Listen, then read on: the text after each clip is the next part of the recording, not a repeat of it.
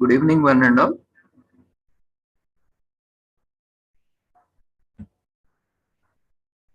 We welcome you all to the international webinar series on holistic health, well-being and sustainable development. As part of this series, we are organizing today international seminar on Doctors' Day with the theme for this year, family doctors on the front line and also sustainable development. Commemorating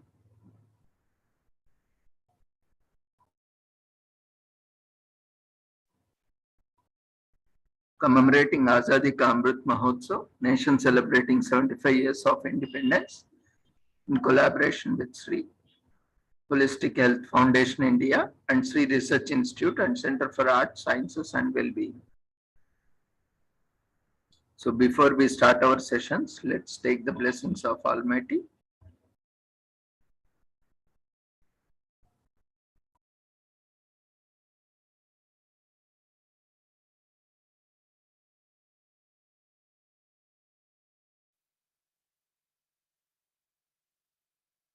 कुरुत्वं कल्याणम् आरोग्यं धनसम्पदः शुभं कुरुत्वं कल्याणम् आरोग्यं धनसम्पदः शत्रुबुद्धिविनाशाय दीपज्योतिर्नमोऽस्तुते दीपज्योतिर्नमोऽस्तुते शुभं कुरुत्वं कल्याणम् आरोग्यं धनसम्पदः शुभं कुरुत्वं कल्याणम् आरोग्यं धनसम्पदः.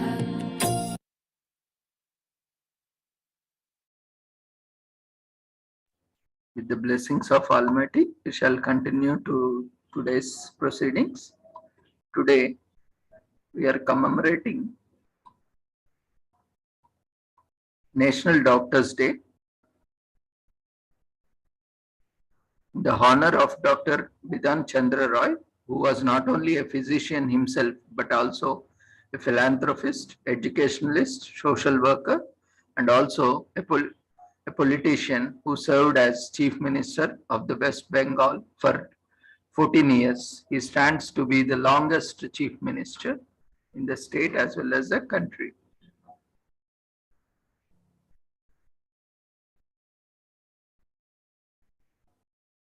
So born on 1st July 1882 in Bihar's Patna, he studied mathematics at Patna College and then medicine at Calcutta Medical College. He was in school when the partition of Bengal took place. So he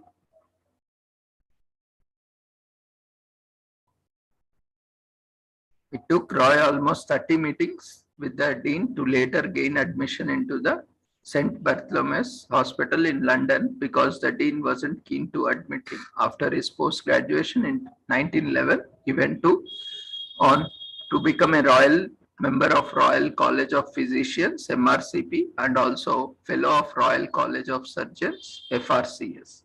On returning from London, Roy became active in politics, even succeeding Subhash Chandra Bose in 1931 as mayor of Calcutta. He joined Mahatma Gandhi's civil disobedience movement, soon becoming his friend and personal physician. In May 1933, when Gandhi was undertaking a 21st day fast in Parnakutivan, Pune, Roy was by his side taking care of him. After independence, Roy became governor of Uttar Pradesh and a year later, in 1948, the second chief minister of the West Bengal. He served until his death on 1st July 1962, dying on the same day on which he was born. So thus, the birthday and death day of Roy is same. A year before his death, Roy was honored the Bharat Ratna, the highest civilian award. After his passing, his house was gifted to the public for running a nursing home. In 1976, the B.C. Roy National Award was instituted in his memory for work in the areas of medicine, politics, science, philosophy, literature, and arts. That is the highest award any doctor in the in this country can achieve.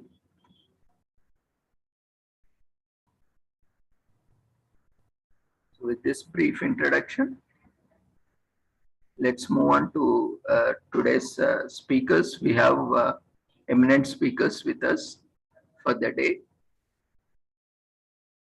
Dr. Deepthi, MBBS, MD, Community Medicine, DNB, Preventive Medicine and Social Medicine. She is also faculty, Department of Community Medicine, ESIC, MC, and PGI MSR, Rajaji Nagar, Bangalore. She is teaching and practicing community medicine since 12 years, have over 25 publications and 3 chapters in renowned textbooks, worked in the field of geriatric health, disability rehabilitation, maternal and child health, upliftment, peer counseling of adolescents. We welcome you, ma'am, and we wish you happy Doctor's Day, and we invite you to take over for the session on doctor as a healthcare leader. Over to you, ma'am. Thank you so much, sir. That's very kind of you, and thank you for your lucid introduction. I don't have to say much about today, the National Doctors' Day. Like sir already mentioned, it is commemorated in the memory of Dr. B.C. Roy, whose achievements you just heard. And I think this year it's a very proud moment for all of us, because in the last 2 years, we lost many doctors, we lost many healthcare professionals for COVID. So we are happy since the COVID pandemic is coming under control, and we are hoping in few days that even the pandemic will subside completely. So in this small note, I would want to talk a little bit about what is the role of doctor as a leader. When do you say that a doctor is successful or a doctor is a leader? Okay.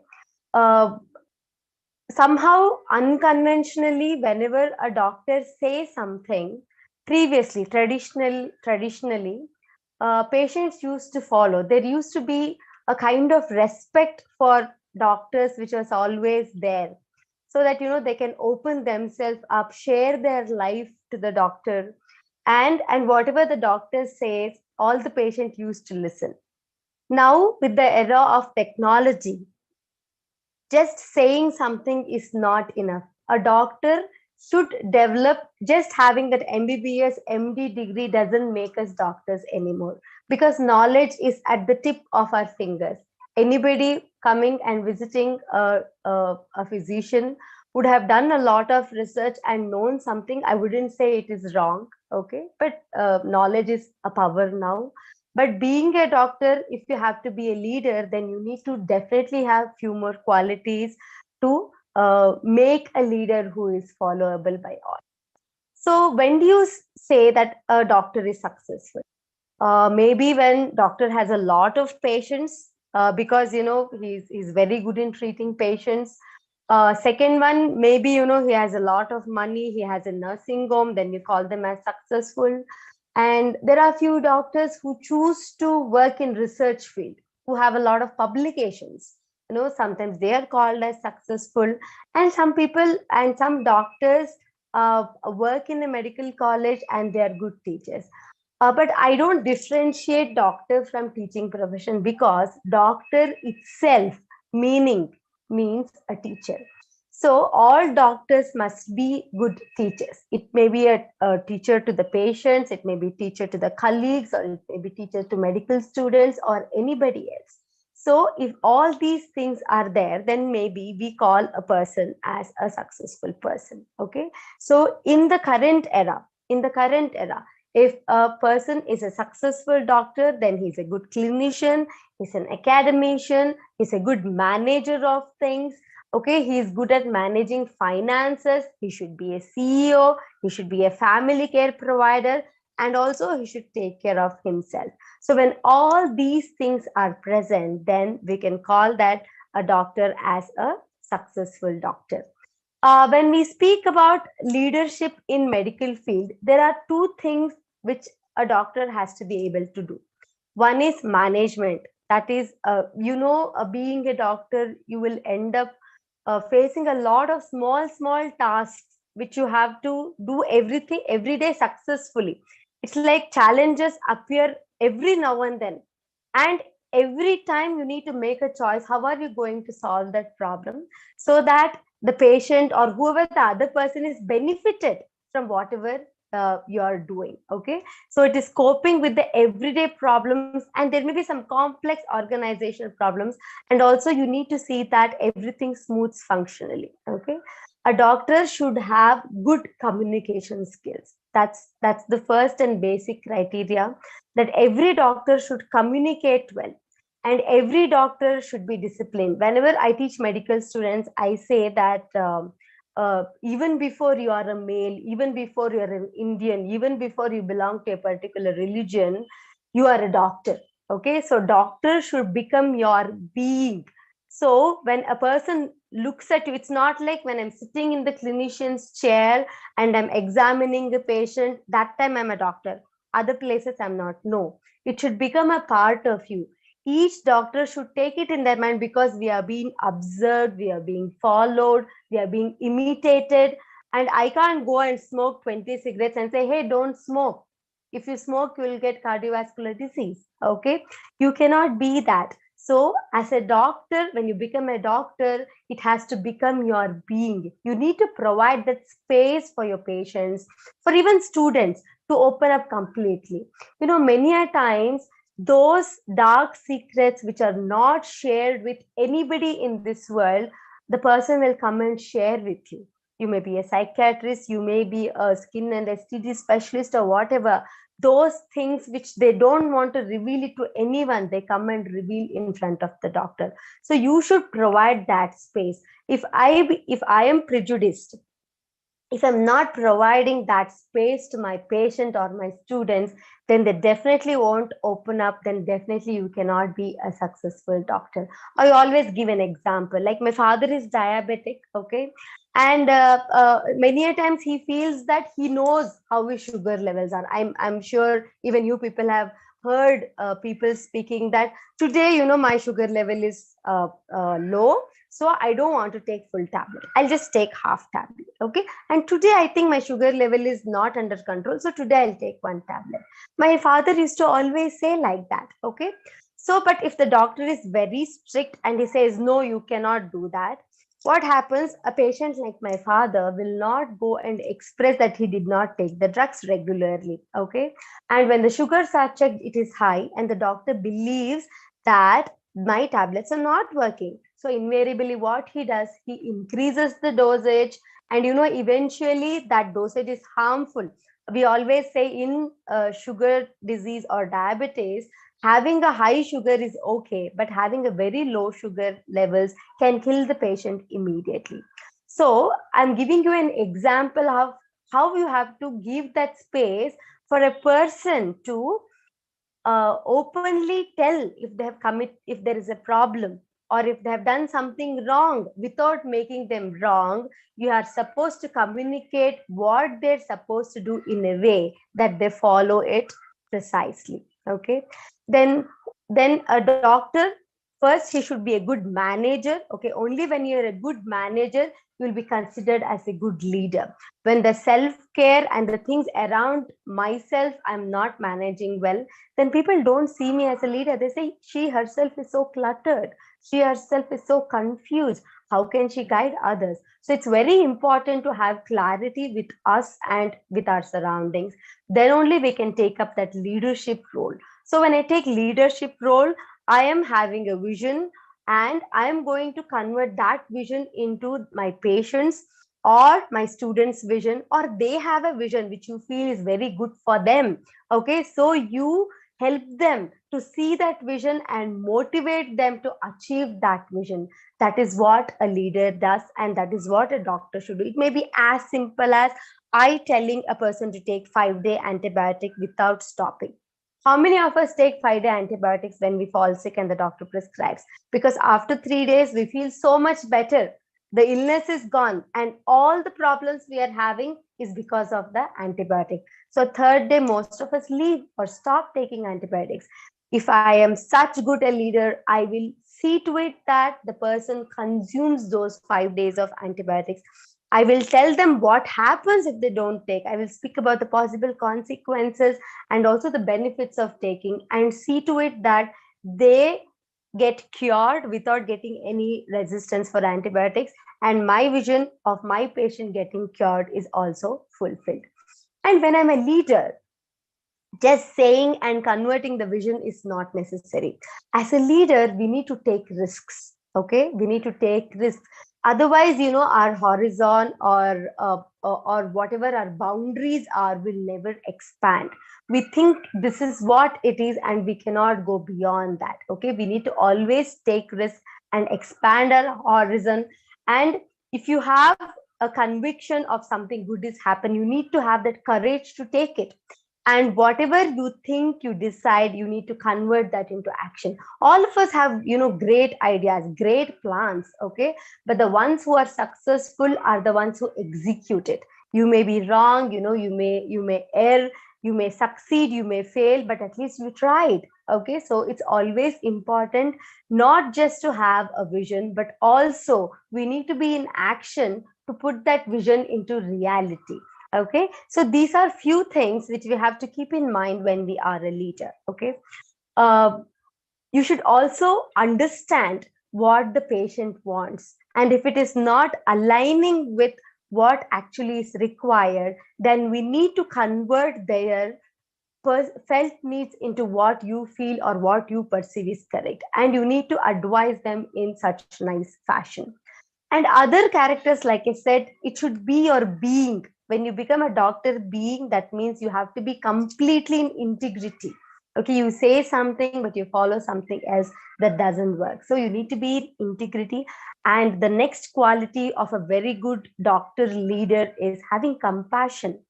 Okay, I know I want to be leader, I want everybody to achieve, but I don't know what the other person is facing in life. This is not the only part of their life, they have a much bigger life. So when they come out with some issues or inabilities, being a doctor, we need to be compassionate. That is something should never go out.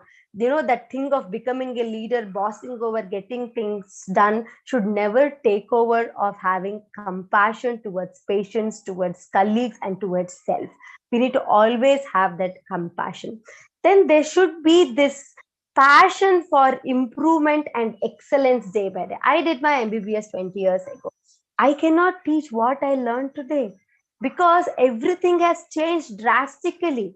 At that time, I used to say you have to just not take coconut oil, that is going to clog your arteries and die. But now after 20 years, we are saying, no, coconut oil is good for health. If I am not updated with what is happening today, the current science, the current research, the current technology which is being happening, then you may have compassion, you may be completely in integrity, but still you cannot be a good leader or a successful leader. Okay, so it's very important to be in line with whatever is happening in the current technology and current science, and we need to update, we need to read books, we need to study journals. Okay, we need to discuss. So these are the things which helps us in being in time with whatever is happening. And next is always think of teamwork. One person cannot do anything. Imagine if there is no nursing staff, if there is no lab technician, and imagine there is no medical social worker or there is no class 4 worker who does the housekeeping work. Do you think we can do anything? We definitely can't. And whatever the leader has or possesses, that is absolutely trickled down until to the level of patient.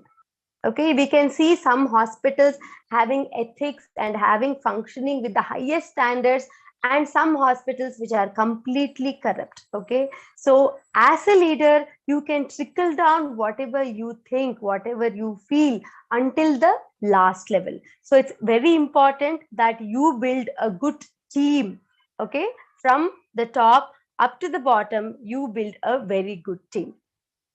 So keeping these things in mind, let's understand in our healthcare system, I spoke until now as a general doctor, but in healthcare system, when it starts from the village level up to the national level. Okay, so we all know whatever we sit and speak at a medical college level or at a tertiary care level, The actual person who implements it, who takes care of the health, is at the grassroots level. So these are simple workers like our ASHA workers, the one who wear the pink saris in India, okay, who cover just 1,000 to 1,500 population.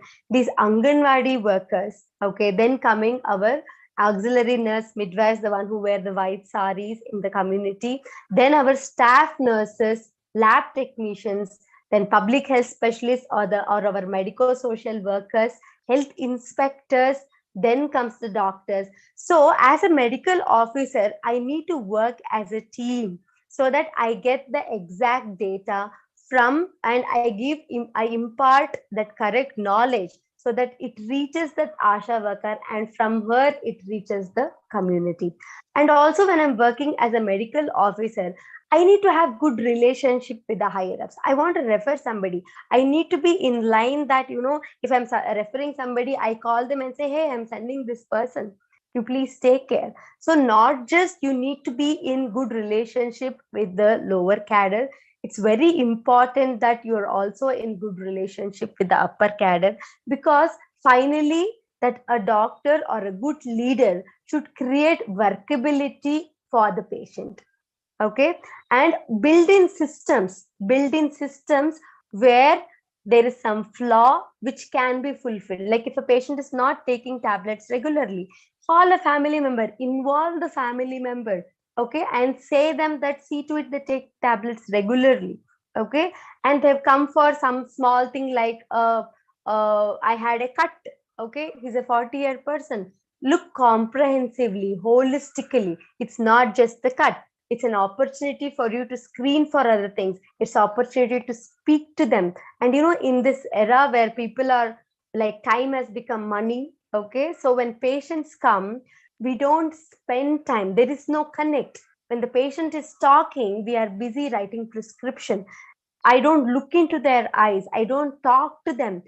And previously, I still remember father saying, some doctors, he just went and came to a doctor, he felt like 3/4 better. It is not happening so. We are becoming very mechanical.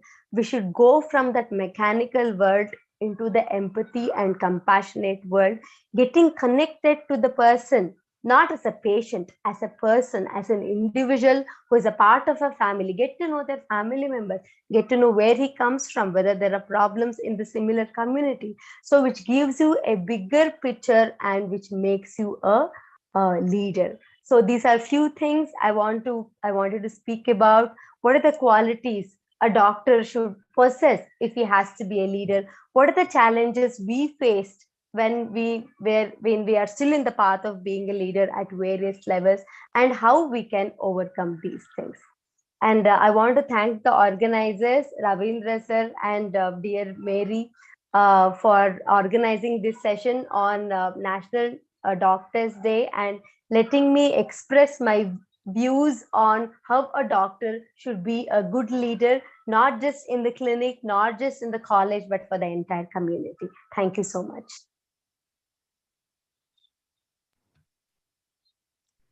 Thank you, Dr. Deepti. As you rightly pointed out, doctor is treated always as a god, the highest person with respect and honor.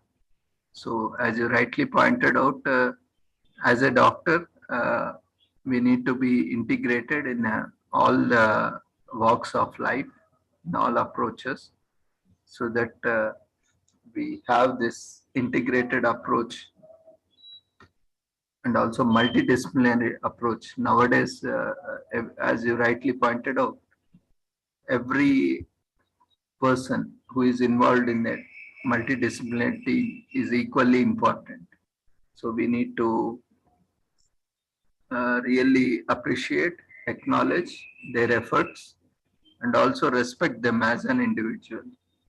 Very well said. Thank you so much, sir. Yes, you summarized very well whatever I said. Thank you so much. Thank you, ma'am. Yeah, Mary. You can unmute yourself. Hi, Dipti. It's a very informative for me. I have no questions, but I learned a lot of things Actually, I know you do very well, but today I saw in live now that's very informative. I really congratulate you and all the best for your life and for your medical. One day I should see you in the top level. That's my greatest desire. Thank you so much, Mary. That's very kind of you. Thank you so much. God bless you in whatever you do. It becomes success.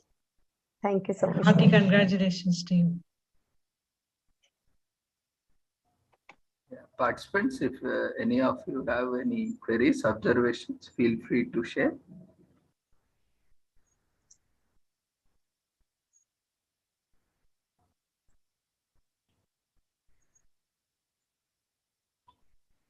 Yes, Shabnam. Hello. Yes, good evening, sir. Good evening, ma'am. Ma'am, though I joined late because of the connectivity issues at my end, but it was so heartening to hear you. You were very candid, it was from the heart that you spoke and such pertinent points. Thank you so much. Wishing you all the best in all your endeavors. Thank you. Thank you so much, Shabnam. That's very kind of you. Thank you.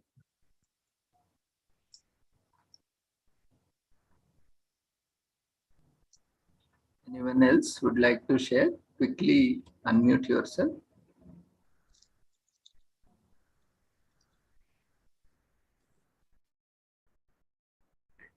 If there are no further queries.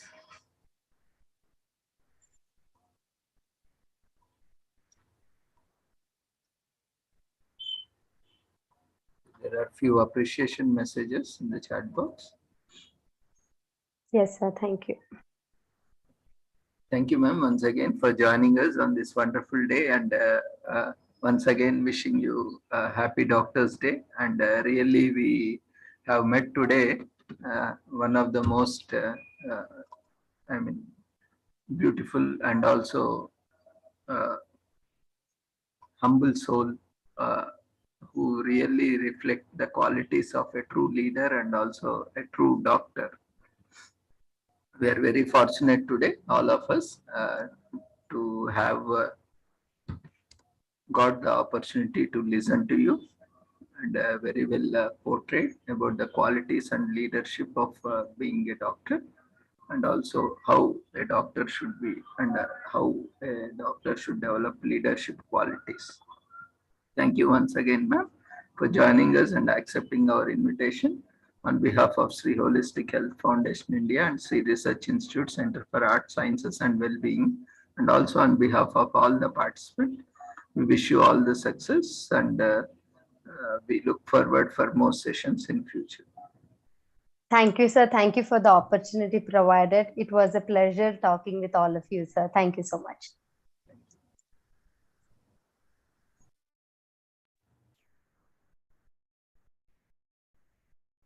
So we will move on to our next speaker after listening to the wonderful session.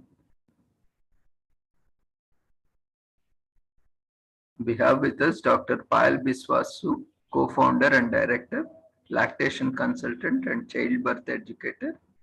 She is also founder for Institute of Human Sciences for Holistic Health. She has 16 plus years of experience across organizations like various maternity hospitals in Bangalore, India, executive board member for birthing and the New Humanity, France. She is also member, passionate Rotarian at district level, Rotary Platinum, City, Bangalore, and she conducts various programs.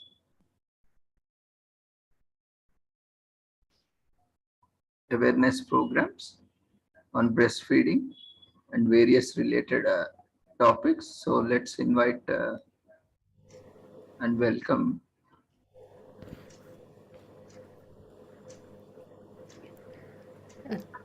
Dr. Payal Biswasu. Welcome, ma'am. You can unmute yourself. You can start your presentation video also. Yeah, thank you so much, sir. Can I share my screen? Yes, ma'am. Please go ahead, and a happy Doctor's Day to you. Yeah, thank you so much, sir. Thank you.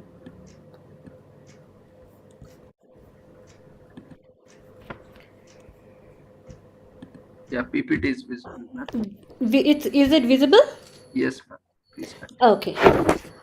So I want to start my presentation with the continuation of Dr. Dipti's what she said. And Dr. Dipti, thank you so much for a wonderful station. The greatest disease in the today's world is not TB or leprosy. It is being unwanted, unloved, and uncared for. A very good evening. Namaste, ellaruge namaskara. This year, once again, we celebrate National Doctors' Day and dedicate to all the doctors and healthcare professionals for their unconditional love for the society and their contribution to the service of humanity. So, just imagine a super medicine. Just close your eyes and imagine a super medicine. It is stable and palatable. It reduces and prevents multiple diseases. It reduces and prevents death. One dosage treats 2 patients simultaneously. It can even be manufactured safely and legally at home. It requires no insurance coverage. It's free to anyone who needs it. Now, I will say you don't have to imagine that super medicine because it already exists.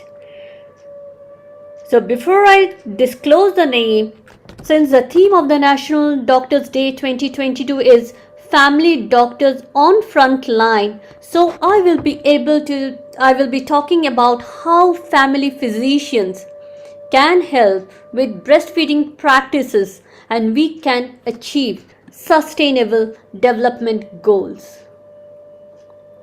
The World Health Organization recommends that infants should exclusively breastfeed for 6 months and continued for 2 years and beyond, or as long as the mother and the baby wish. But what we consider breastfeeding expectation versus reality. So we know that breastfeeding is something very natural and normal, isn't it? Why we have to talk about it? It's infant fast food, and the first thing what the infant take is the mother's milk, and we have seen not only our babies, even all the mammals. But why we have to promote this? The reality is very scary. As per the data, the rate of early breastfeeding rate in India is 0 to 6 months has fallen from 53.7% to 51.1% in 2020. And globally, only 38% of the infants aged 0 to 6 months are exclusively breastfed. And according to WHO, 2 out of 3 infants are not exclusively breastfed for the recommended 6 months. And 3 in 5 are not breastfed in the first hour of life, which we consider as the golden hour.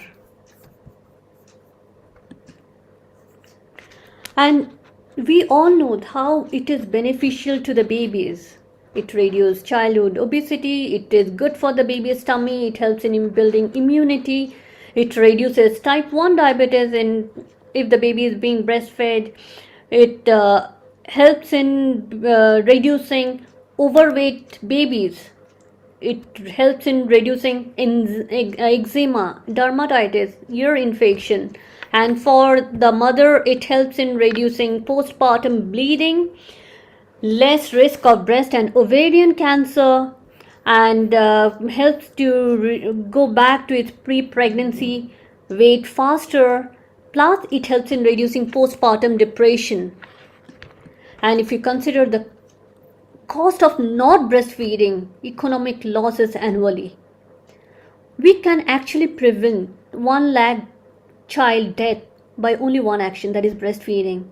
37 million cases of diarrhea and pneumonia can be prevented. And in middle and low income countries, $4 billion can be saved by only breastfeeding. And in the global community healthcare system, $106 million could be saved. It's a huge amount. And breastfeeding practices could save more than 8,20,000 lives a year.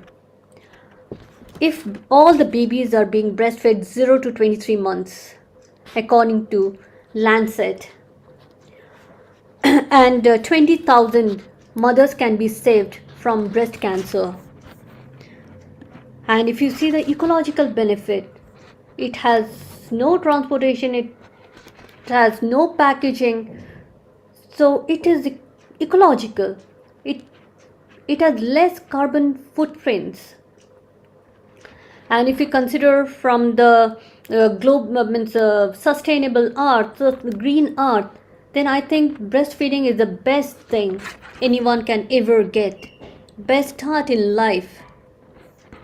But still, breastfeeding rate is low.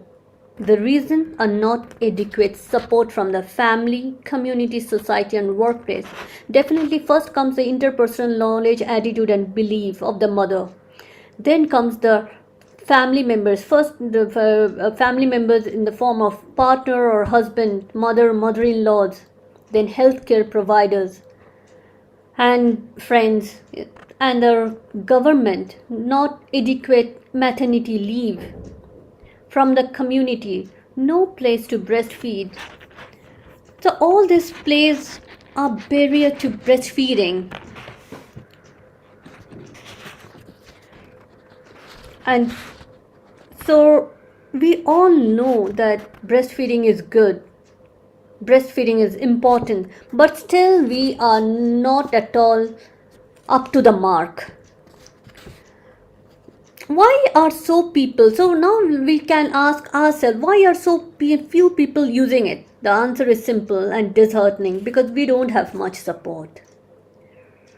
Though most of human history breastfeeding was a norm, with only a small number of infants not breastfed for a variety of reasons. But over the past century, if you see, and a half, we have struggled through periods of time when breastfeeding was not well supported by individuals, communities, or the medical field.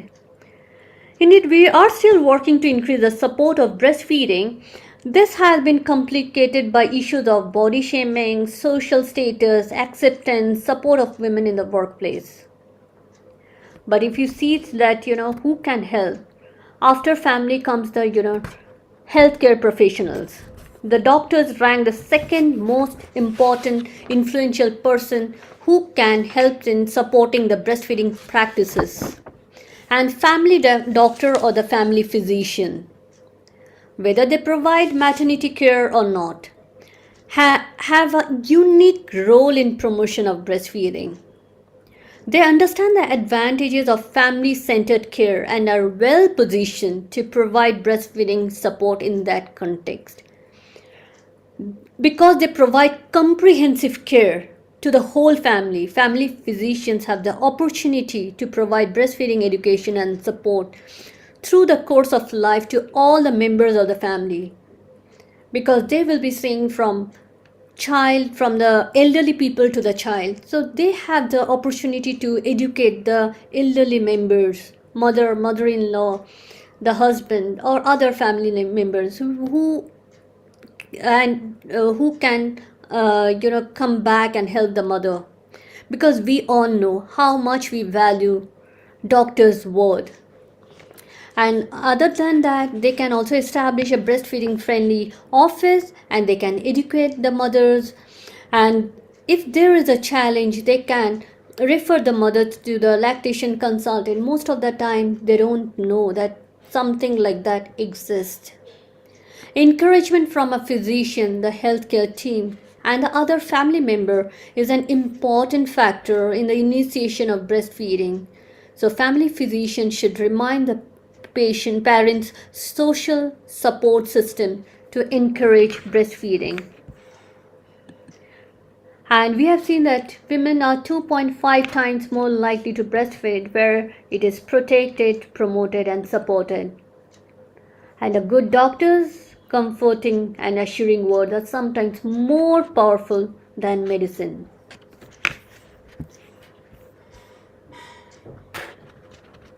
So call for action. What are the things they can do?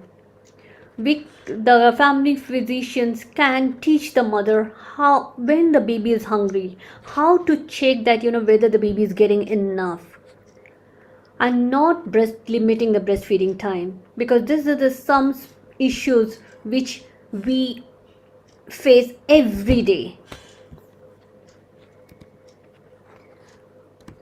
Now comes the breastfeeding and the sustainable development goals.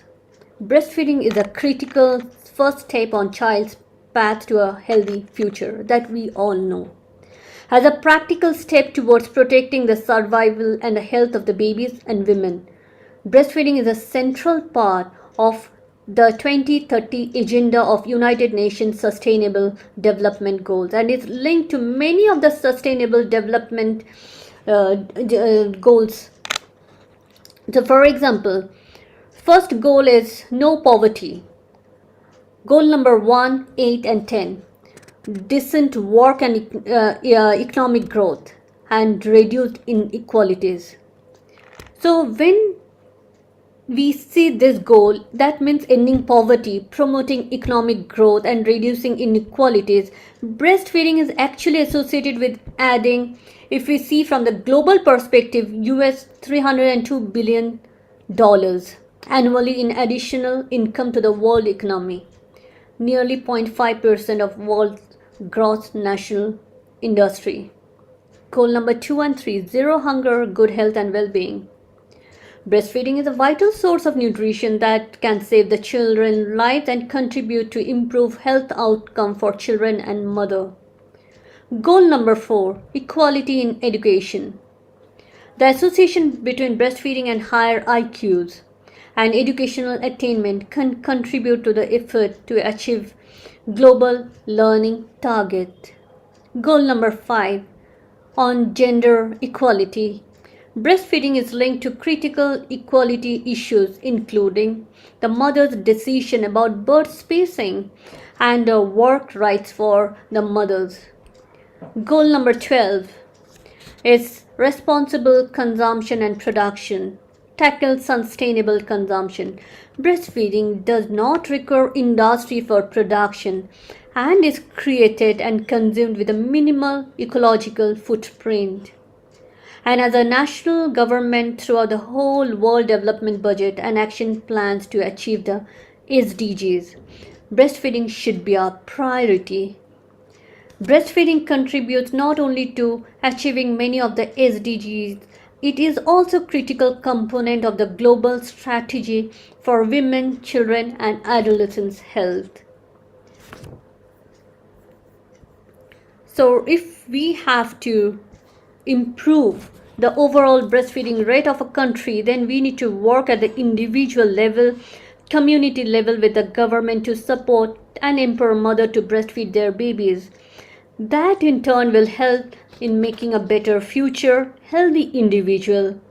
We need to have a policy for both maternity leave and the paternity leave, so that both the mother and father can equally participate in taking care of the newborn and the new mother.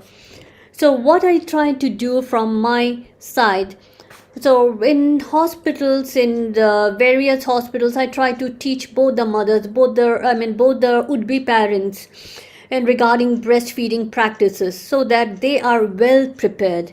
In government hospitals, in corporate sectors, then with the final years nursing students and the medical students. So this is something we need to teach. It won't come naturally. And with the Rotary or other organization, I try to do awareness programs for the Anganwadi workers, for the ASHA workers, doctors, for the pregnant women and the lactating mothers in various slums and villages and primary health centers. We do a lot of stuff in creating awareness in the breastfeeding week, and also we try to do a lot of awareness session in corporate organization. We also try to do an international webinar and seminar and conference, in which creating a bridge between all the health sectors who are dealing with mother and baby. And through digital media, we try to reach remote corners of the villages of India, different parts of India. And through this FB, Instagram, Zoom session, and we try to do a lot of uh, in the awareness program during this 2 week Bharat Nutrition Week and World Breastfeeding Week. So what we need from everyone is the 4 C's: communication, coordination, and cooperation and collaboration. So this all helps in creating a warm chain of support for the mother and baby, for our better future, for our healthy nation.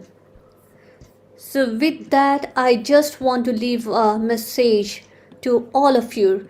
Success in breastfeeding is not the sole responsibility of a woman. The promotion of breastfeeding is a collective societal responsibility. Thank you. And I am really delighted to Dr. Ravindra and Miss Mary for giving me an opportunity, and to the entire team. Thank you so much.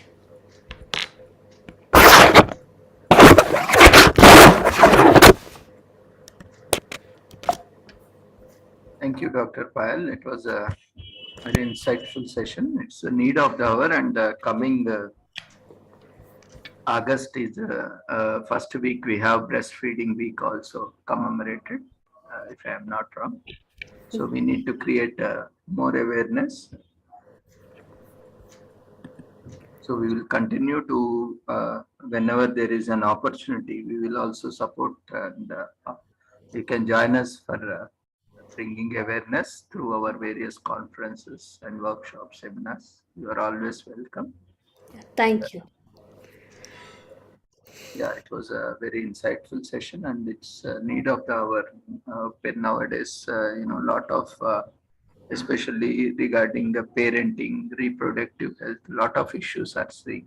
Even a normal couple, after getting married, are not able to conceive. Even after conceiving, also this parenting, the motherhood, a lot of challenges are being faced by women especially, and as a family is also affected, and both husband and wife both are being affected with these challenges. So we need to organize more such sessions to bring awareness in the community. And as a social workers, counselors, psychologists, doctors, we all have to play an active role in promoting these aspects of Absolutely. sustainable development. Also is not possible without these things. So we need to come together, collaborate, cooperate, and communicate, as well as conduct more such programs. It was very interesting, and thank you, Dr. Payal, for joining us and sharing your valuable insights, and wishing you once again happy Doctor's Day. Thank you so much, sir. On behalf of Sri Holistic Health Foundation India and Sri Research Institute Center for Arts, Sciences and Wellbeing, on behalf of all the participants, we wish you all the success and look forward for more sessions. Thank you. Thank you. Participants, if you have any queries, observations, comments, quickly share so that we can take it up. You can unmute yourself. In case if you have any issue, you can raise your hand. Yeah, Mary. Hi, Payal. Actually, happy Doctor's Day, and you did great sessions. So it is very, for me, I'm learning every day when you're presenting. For me, I'm not from medical background, so I'm learning every day. So no questions, but all my best wishes on this special day for you. And taking your time and coming on your special day is a great thing. I value the time and given to us. So God bless you and all the best for your practitioner life and your personal also. Hearty congratulations to you. Really honored to be here. Thank you so much for the invitation, and thank you so much for the amazing work you all are doing. Thank you.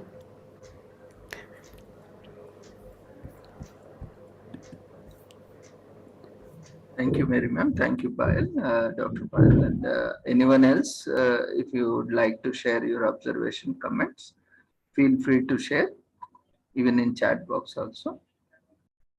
There are a few messages, even in chat box. Thank you, ma'am, once again for joining us and contributing to the wonderful day. So we will now move on to our next speaker for the day. Yeah, thank you, sir. Thank you. Thank you.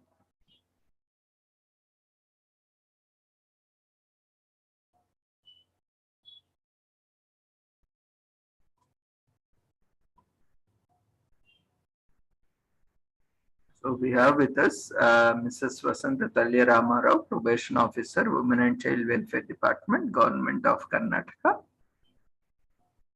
She has over 4 decades of experience working with varied settings in for women and children. Let's invite ma'am.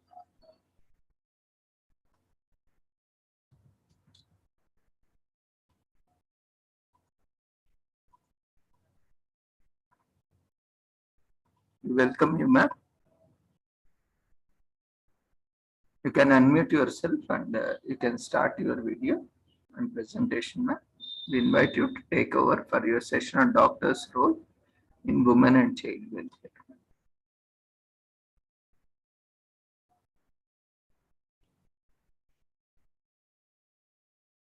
Vasanta, ma'am.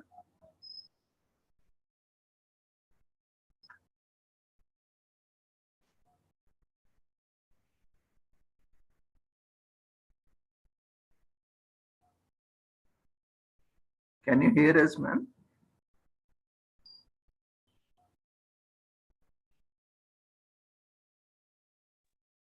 Sir, is it clear now? Yes, ma'am. Can proceed? Yes, ma'am. Please continue. Okay. Good evening, everybody. And it's my intense pleasure to wish all the doctors a very happy Doctors' Day all over the world, starting from a village till the universe. Really, it's very nice to have this session with all of you. Whenever we think of children, any child for that matter, say 80% of children, they say that they want to be, what you want to become? They say, I want to become a doctor. So it is their dream always. So doctor is a model role for everyone in this country. Really, it is very much surprising to know that what made this doctor word everyone so much choosy about the post. Maybe that everyone has seen doctor in a model role. They are really many of them, many of us also. We like them, the doctors. So who is a doctor? Doctor means usually it comes that with a stethoscope, a white coat on the shoulder, and a nice face, smiling. All these things will come to somebody's or anybody's dream. But why this is all will come? Because this is only 4 letters, HOP. Each patient will go to a doctor with a hope that I'll be perfectly all right after the treatment from this doctor. See how wonderful is this word, hope. Life is depending on hope only. Everyone is living with the hopes, but the life, the health, the struggling is fully 100% dependent upon the doctor's hope. That's why everyone immediately they will go to a doctor. They want to have the remedy from the doctor. So hope is the first word, suits very much for the doctor. Everyone will have the hope with the doctor. They say that when I'll go to this doctor, certainly I'll get back very well, very much fit for my duty, and I'll be absolutely normal with my all problems. This hope is the representation of a doctor. The second thing, the hard working capacity of a doctor. For them, no rest. 24/7 into 365 days is working day. Many doctors never they say no for anybody's call or anybody's request. Nowadays only because of the overburden work, they have fixed their timing here, there and all. But every doctor is a hard worker. So for that, we have to salute them. That is one thing. Next comes the excellent treatment which they give. Whatever we go with our problem, whatever any person goes with their problem, the excellent treatment they give it to the patient is very much, very much, very much required for all the patients. Then the skills. See, whatever the course they have done, the course that what they have studied practically or knowledgeable things in their course, but as they become the doctor, their skills they will only develop themselves. The skills of development is self-confidence, self-motto of themselves. These are the main four views of a doctor. Anybody can easily recognize these things in a doctor. So for these important four things, we should salute a doctor, and they are the center of attraction of this whole world. Previously, there was only one doctor was there. One man or one man army was the medicine field. If you'll go to one doctor, for example, Dr. Narnapa, so called, he will treat for all the diseases. Anything you say, he will take care of that. He was knowing, he was aware of all the medicines because those days was like that. Doctor was one man army and he used to take all the field and he was able to treat any disease for that matter. But today, for each field, one specification doctor have done and they are there. For each specification, we have to contact different doctors. To be frank with nowadays, it is little bit difficult to contact different doctors paying their consultation and all for below poverty line people. But at the same time, there are general hospitals are there, government sectors are there, so many other hospitals who are doing charities and all there. So it's not that big issue. And also there are so many government schemes have come up for the health aspect and health treatment of the below poverty line people also. Now, coming to the point, just generally, all of us, we know varieties of doctors are there in this world. The major and the important role everyone has seen is that allopathic doctors who have done their MBBS, MD, FRCP, what are the degrees they have done, and they are on the top of our medical history. The second comes the Ayurvedic doctors. They are wonderful doctors. Without looking, without even looking in the face, even if in a phone call, if you say, they will treat a patient. That much experienced doctors. They say pitta, vata, and all not. Because of all these things, they are excellent doctors.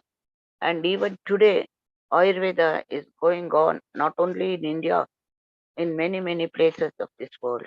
Ayurveda stands very good because it has no side effects, no reviews, nothing. So it is very well known to each other. And the most upcoming is the homeopathy. Homeopathy is another wonderful treatment. Nowadays, so many packages have come, so many homeopathy hospitals are upcoming, and that is another type of doctors are there. They are also have done their lot of courses and they are experienced and they are also for all these hopes, hard work, excellent treatment and skills in them also for any matter of that. Then Nadi Vaidyas are there. See, Nadi Vaidyas just they hold our Nadi. If they see our pulse rate, they say what is the disease and they treat us with their own method of treatment. And there are Siddha Aushadha doctors are there.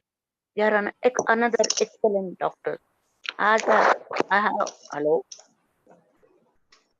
as I have seen them, that is these Siddha doctors, whereas a cardiac doctor says this patient is full of trouble, we cannot give any hope, please take him back to your home, treat until as long as he is alive.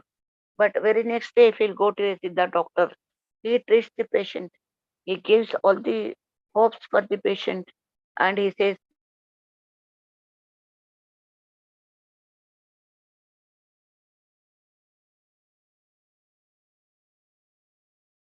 hope.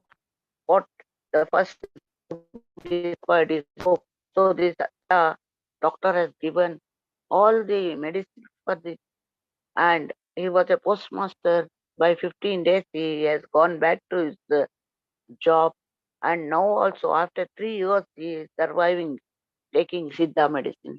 So we cannot even express, we cannot even judge which medicine is good, which medicine is bad, which one to follow, which one to leave.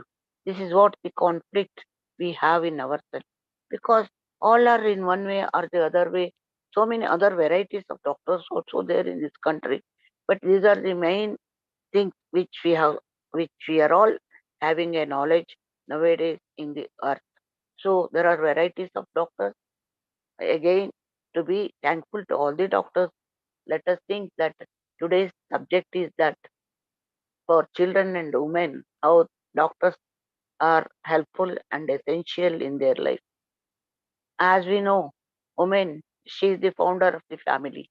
She knows everything about the each family member and each point of her family. Woman is the circle of the family, but she is the one who works almost to say 20 hours in a day. Always she'll be thinking of the family. She will be taking care of the family. She will be taking care of everything. Sometimes not even hardly 8 hours rest she will get. Sound rest is only 4 hours for a lady. Why? Because she takes everything on her shoulder, all the responsibilities on her. So, what about this woman? What about this lady? She should also have all these required treatment from the doctor. She also needs some hope, some hard working a doctor, excellent treatment, and everything from a doctor. But unfortunately, the ladies only poor, vulnerable group to get the diseases immediately.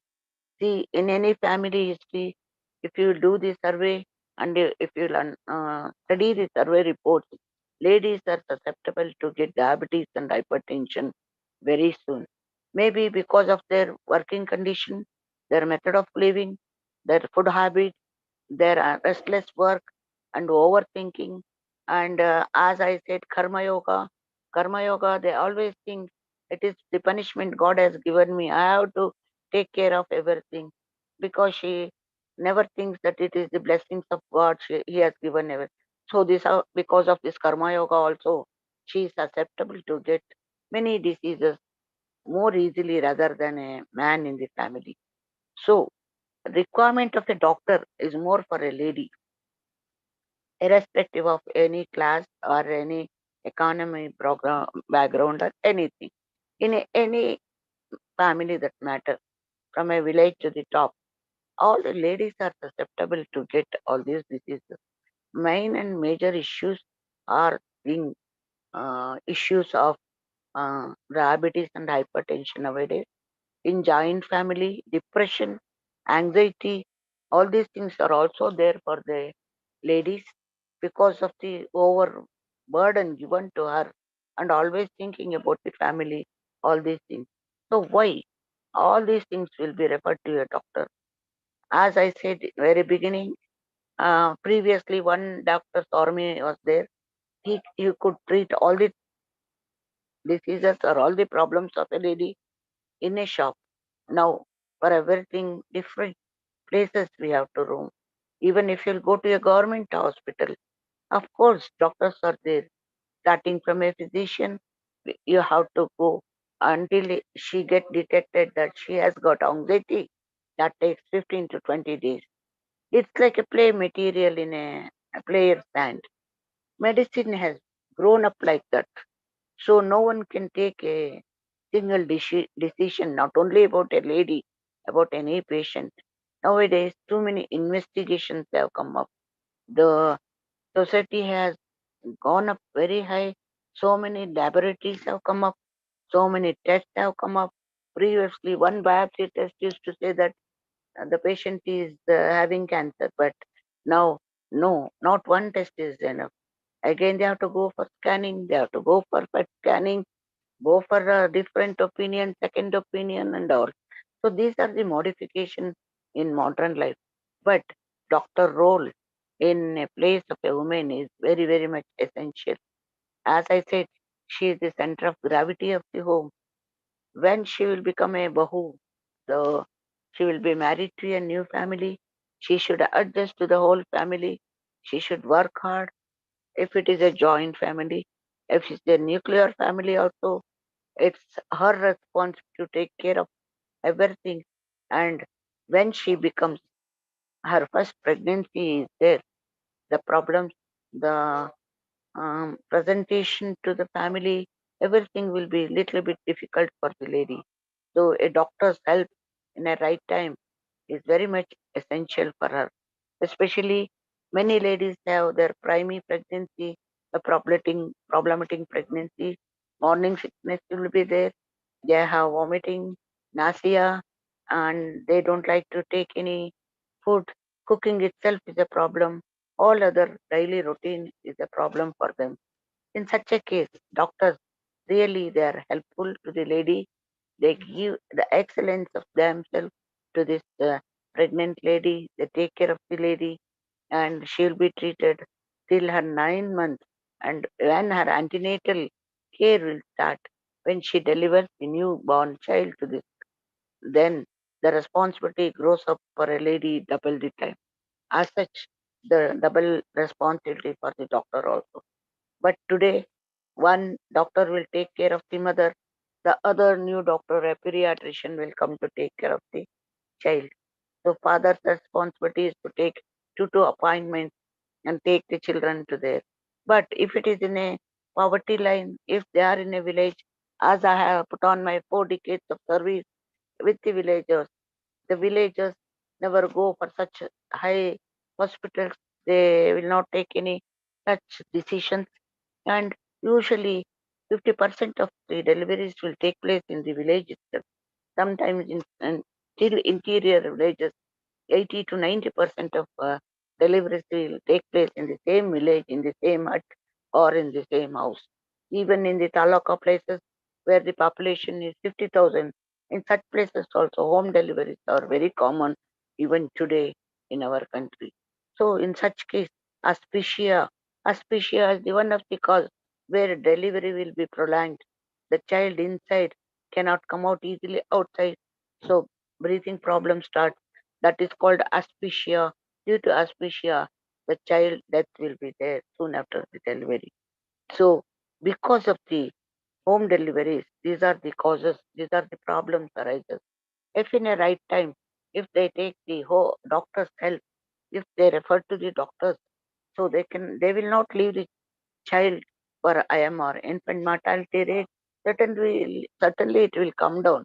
The maternal mortality rate, that is death of the ladies during delivery will also, certainly it will come down because of still the ignorance, still they take the risk, they take home deliveries at home. Sometimes not even trained health staff will be there. The dayas, the untrained nurses, untrained old ladies in the village, they will only, they are performing today also the deliveries.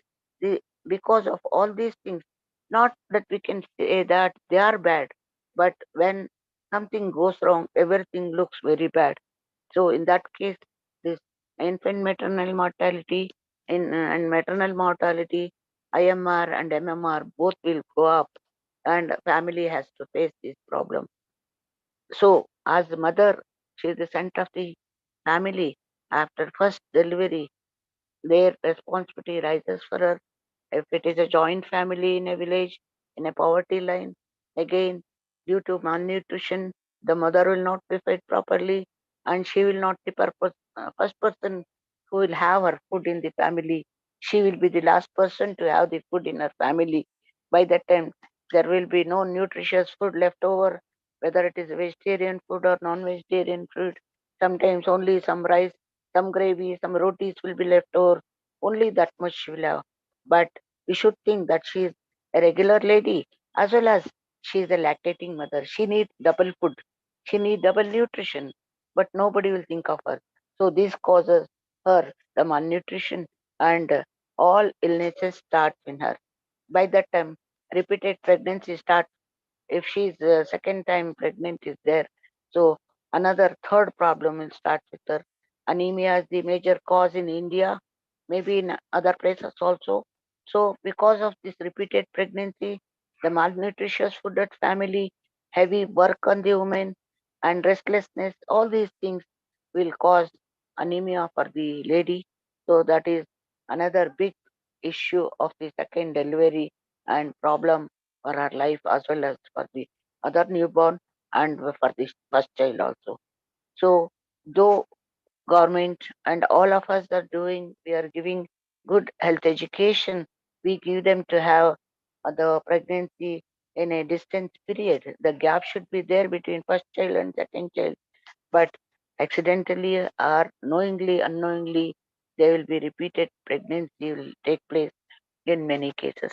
So, as mother is the challenge of the family, by the time the second child will be in hand, the first child starts going to joy. The family's responsibility, husband responsibility. So all these things, who can help? Only a doctor can help. The family people, they never understand. Even then understand also, they cannot do many things.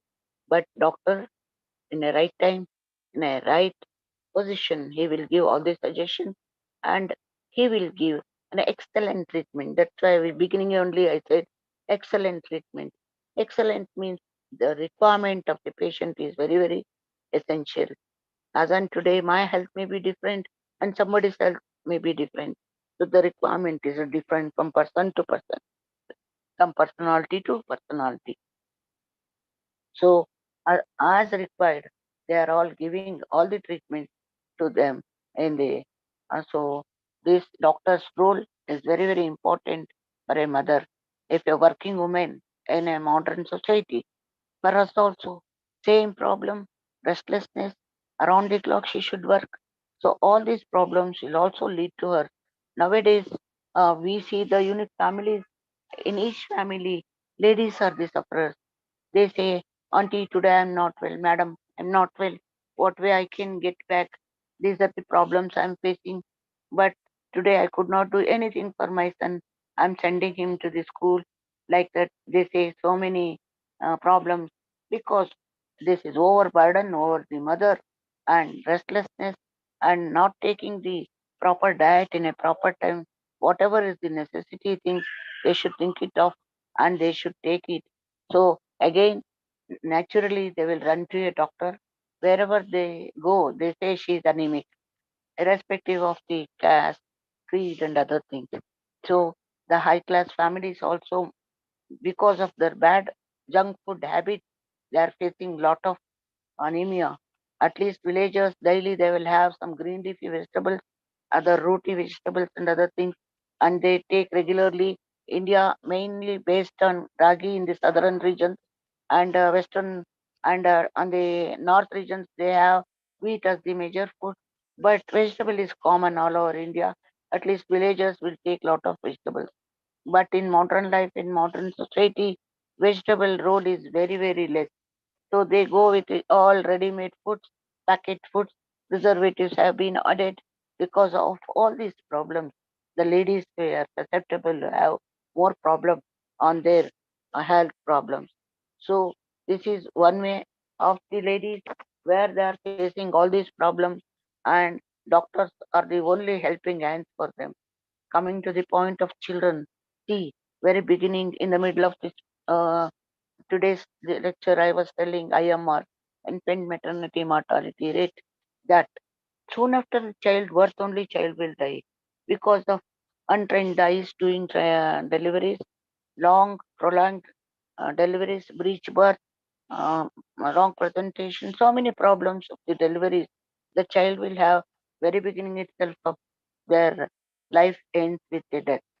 If the child is ready to come out of this and he is ready, and though we give all the immunization in a schedule wise, the child from the 0 day, it will have its own problem. Who will take care of that? The mother is the first worker, the second and foremost is the doctor. As today the doctors say, really excellent pediatrician are there. We must salute them. They take care of anything as a challenge, and they treat all the children in such a way that they should come out as the problem and they should be a good citizen for this country. The children with many issues, usually we see in our orphanages also, in hospitals also. So doctors are so good, so much talented. They take it as a challenge and they treat them not only in a private hospital, even in the government hospital. We should salute the doctors. They are so intelligent. They are build up their skills like anything, and they take everything as a challenge. Recently, one hair lip child has been that child could not suck the milk. The doctors really, really, it was a wonder for me also. They gave some artificial clipping, and the child started sucking the milk. It is only artificial. Doctor said until certain age we cannot do this operation. So child should grow, child should be susceptible to face the surgery. Then only we'll do that. Till then, this same method let us see. Every day they are searching some new method. Every day investigation is going on. New researches are coming up. So all these things are giving more help to the children. Children, there are variety. As we are here in this country, their memory power is different. Their physical growth is different. Their mortality rate is different. Everything is different. The doctors will give. If you'll go to the TV, immediately we'll see one Pediasure advertisement will come. Though it's not concerned to us, then also curiously we'll watch. What is that Pediasure? Why the child cannot climb in a van? Why it should be given Pediasure? 23 nutrients are there, they say. So like this, every day new things are coming up. Along with the dietitians are there, nutritionists are there, psychiatrists are there. All together they are putting their hand to the growth of a child and to the family welfare of this country. Children, after coming to the age of nursery, we will recognize, even see for that matter, the child. If the child is not crying in a proper way, at this 6 month age, or it's not recognizing the things, it's not remembering the mother's face, it's not giving smiles to the others in the family, surely the parents will run to the doctor and inform, doctor, my son is not recognizing me only.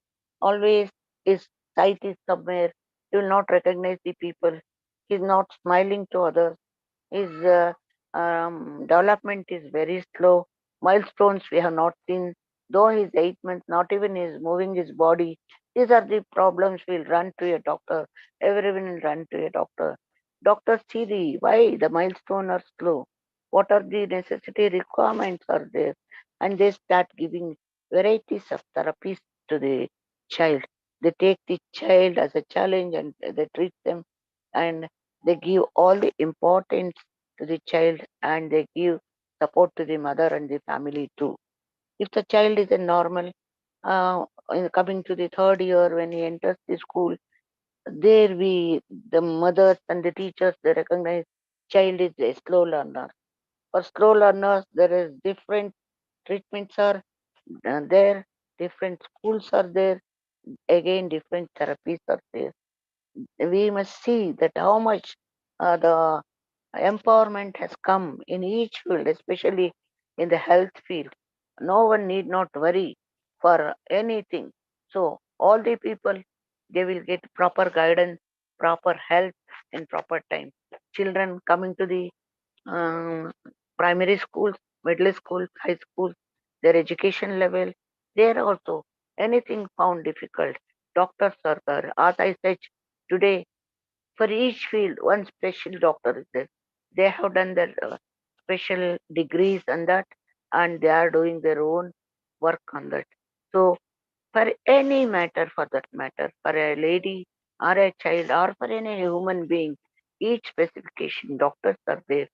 So they give all the required treatment for the people, especially in the rural areas, as we serve a lot for the rural people and even the cities, the slum areas.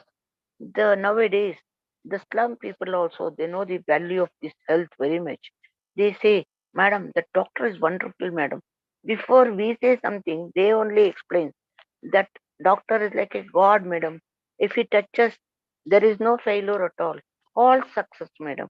How this has come to the words of a slum people also, because they have that hope has been built up with about the doctor, his hard work, his excellent treatment, and his skills which he has developed, and the way he treats the people in his clinic or in his hospital, wherever he is treating. Even today, many of the teams are going and working in the slums. They are giving so many these things. Due to Yoga Day last week, even till for yoga, this thing, they are doing health campaigns in many villages, remote places they are going. They are doing all the tests, and any requirements is they refer the cases to the peripheral hospital. From peripheral hospital, if it is not possible, they will refer them to the higher hospital, and they give all the chain of action to them. They are doing lot of work for these people along with doctors. So many voluntary agencies are working, rotaries are working, social workers like retired persons like me, we are also struggling with them. But who is the main role? Whose role is important here? A doctor's role is very important. We can do many things. Of course, doctor cannot clap alone. We are all here to clap along with him. But doctor role as health point is concerned, he is the main role. He is the best role. Nowadays, there is no sex discrimination has given in any hospital in India when the lady is pregnant, because we know the back history that assassination of the baby girl was taking place long back. So that has been stopped. But without sex, without differentiation, male doctor, field doctor, everyone is specialist nowadays. In all the fields, all the doctors are working. All are the same. They are taking the oath. Once they take oath, really they are the hard workers. Recently, one lady, she was in labor ward, but suddenly she had a challenge. Within 3 hours, she was supposed to deliver. She attended the patient and she came and delivered her own child. See the excellency of the doctor here. You can see this is a small example. Yes, such examples everyone has seen in their life. They have come across many cases we have seen in our life. So, children, after going to school, so many other problems will rise. The diphtheria, typhoid, so many other diseases will come. Immediately, a child specialist, a pediatrician, doctor, without any trouble, he will treat the doctor. The medicine has come forward. So much improvement, so many degrees, so many investigations. My God, really, in my younger days, it was not there. But today, the medicine, the field has grown up like anything. We should salute doctors 100 times every day for any diseases. In a home, no home is there. Even if you will have two pets at home, there are pet medicine are there kept in a corner. The veterinary doctors, they are wonderful doctors.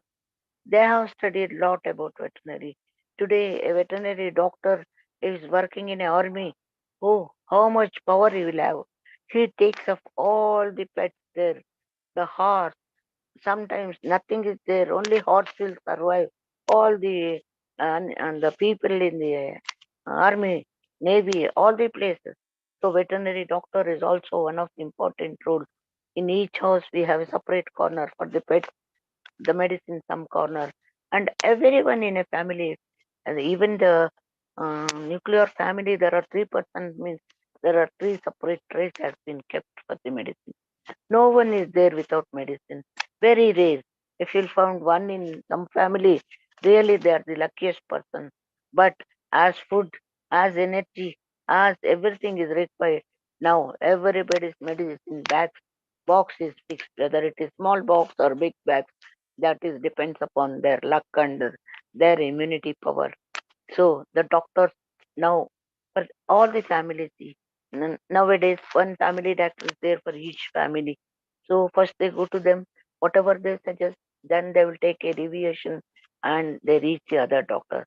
The role of the doctor is the same, whether the family doctor or the veterinary doctor or a homeo doctor or a siddha doctor. Everybody's role is same. Everybody is working for the best interest of their patient. Everyone want to give their best knowledge to the patient and they want to treat each patient in their own way and everyone should come out of their problem. Going to the other aspects of the doctor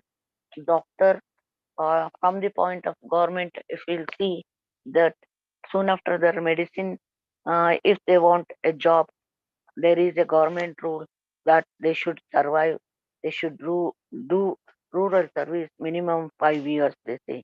At least after completion of 3 years only they can get a transfer to other place. If the doctors are doing rural services, they will get easily their PG seats for further higher education. This is another opportunity given to them if they are serving in the rural areas. And the government has given all the facilities for their PG to be done from the rural servicing persons. And these are the facilities given to the doctors. And for health issues, I said the higher families will go to the specialist of the private concern, but when they go to the government sectors itself, government, there are so many funds has been given for the higher treatments, not the small treatment. For the BPL card holders, the below poverty line people, they get all the treatment, all the government hospital free of cost.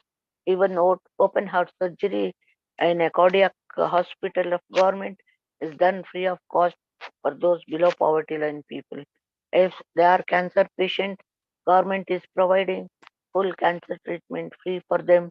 And there are funds from Prime Minister Fund, Chief Minister Fund, and so many other agencies, so many voluntary people they are helping for these health issues of the poor people in this country. So the health issues are common irrespective of all these things, but there are all the positives of getting help from everyone. So many other trusts are working for these health issues. They are giving full treatment free for them and they are taking care of their families also. Recently, I was reading a newsletter. Some cancer hospital now started in Bombay. For that near cancer hospital, one person has started one charity residential hostel. Like there, the patient attendants are giving full free residence, the lodging, boarding, everything free for them. Just it's very near to the cancer. Like it's so many people also working, so many agencies are working, so many trusts are working and government also giving all the facilities for the below poverty line people also. So doctors are the main role of each and every one of us in our day-to-day life, and doctors are taking very important role. And each field of doctors are serving these women and children in their own way.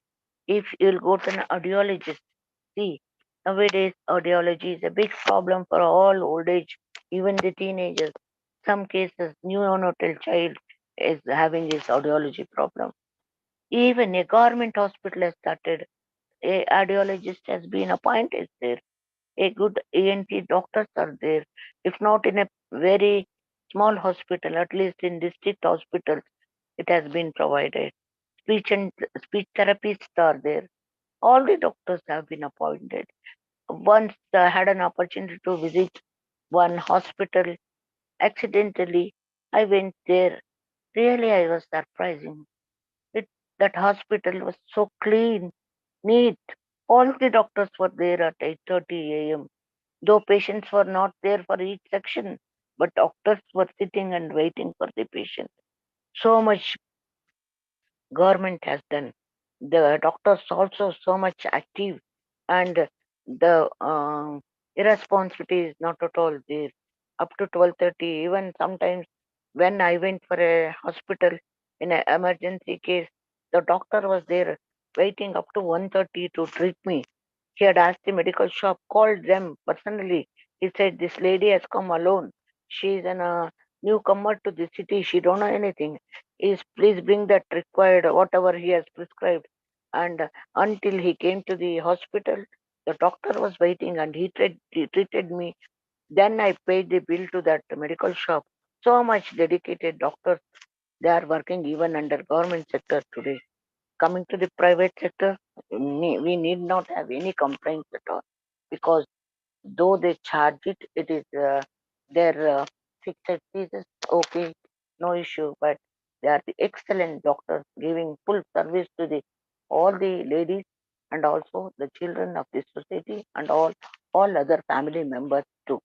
So children and ladies nowadays they are having all good treatment from any sector of doctors, any uh, field of doctors also they are giving good treatment in this today's world. So it's very lucky. The as the world has changed its full lifestyle, the problems and other things also have been changed. So the happily thing is that everyone is getting a proper treatment in a proper time. But at the end of the day, God is the only one who holds his final decision in his hand. Certain cases, doctors also helpless because that is the end of the game. But till the last breath also, doctor says, shall we try with ventilator? Will you sign for the ventilator? If you say we will try with that also, let us do that. In certain cases, doctors only say, no need to do open heart surgery because their age, their other points will not support. Let them live as they are. So they are telling the truth also. They are giving the hopes also. They are doing all the best also. So doctors are the keynotes of this country, starting from a 0 days child to the last breath of a human being. Doctors are the friends, real philosopher. They are the role models for each of them. If you'll go to a school and take a small session with the children, or anybody, if you'll ask the children, they say, I want to become a doctor. Many of them, the majority, and nowadays, few of them, they say, I want to become a police officer. It's very few, but majority is the doctors, because everyone will have a look at the doctor. So each child will know that anything goes wrong, doctor is the one person who will treat us. So I'll be perfectly all right if I'll go to a doctor. So this is the concept has been developed in the human being's tendency. So we are all thankful to the doctors. And once again, I wish all the doctors who are present here in this group also, I salute all of you, sir. You are doing your special work in the field. You are giving life to the so many people. The doctors in different categories are there. It is very nice. When I was young, I was very much interested to do my PhD, but family has not supported. Maybe I was not lucky to do that. But in 1970s, my father gave me double graduation. It was a wonder. In the whole village, I was the only first double graduate lady from that population of 1,000 village. So such a small village also, my father gave me this education. I'm proud of education. But today, many of them, they have done their PhDs, they have taken doctorates. They are also, if not serving directly the physical issues, but they have their own specifications. I salute all of the categories of the doctors, whether allopathic, Ayurvedic, whoever it is. I salute each and every one of these, and I thank every one of this session to be with me. And I am a part of your today's session. I'm very happy, and I thank Mr. Ravindra sir and Mr. Mary Madam for giving me this opportunity, and very much kindful to all of you. I hope I have not taken much time today, because always Mary will say stop, stop. So today, before Mary's hands come up, I would like to stop my session. So, sir, can I have any questions or anything, please tell me, sir. Ravindra sir, over to you, sir. Hello. Thank you, ma'am, for the wonderful, insightful session as usual. Your session always gives us practical insights, the reality aspect of the topics that we discuss generally, which is lacking from any other speakers, especially when you take up, you give a lot of experience put on into the session. So that's really wonderful. And we are very happy to have you on board for this wonderful day. And age is not a constraint, ma'am. Even now also you can pursue PhD and get your doctorate, and we wish you and we pray with the God also to give you opportunity and soon you complete your PhD also. Thank you, sir. Really, it's my dream, sir. Never I dreamt of anything. Never I dreamt of any family. And even till today, I want to do my doctorate. Today also, at this age also, I will always be thinking, why I have not done? I should do it. It is my dream of maybe if I do also second doctorate, I may want. That's why it is my dream, sir. Really, that's why I respect each and everyone who has done their doctorate. Really, I salute them, sir. I'm so happy for your inspiring words about me. Always I share my practical experience with you. That's what I want, because theoretical knowledge, many doctors, many specialists will share in this webinar, but usually I share my practical experience, what I have gained from my 4 decades of service in the village and women and child department. Thank you so much, sir. Thank you, ma'am. Kindly apply for PhD soon. I think you will be also on board for PhD doctorates. Thank you, sir. Thank you. Thank you so much. It was really a wonderful and insightful session to hear to you, and we always look forward for your sessions. Thank you, sir. Participants, if you have any queries, observations, comments, feel free to share.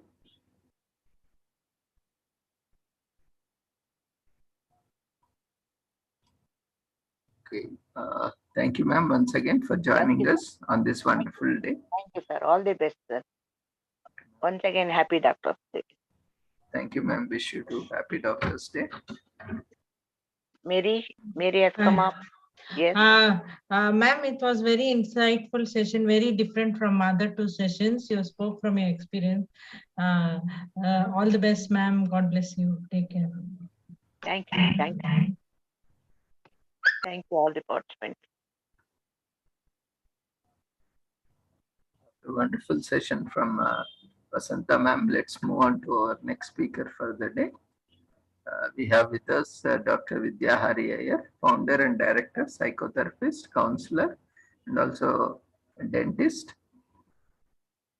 She runs her clinic, Dr. Vidya Smile Dental Clinic, Tamil Nadu, multi-talented personality, artist, animal lover, entrepreneur, passionate dancer, classical singer, author, social activist, and many more. And she has won various awards.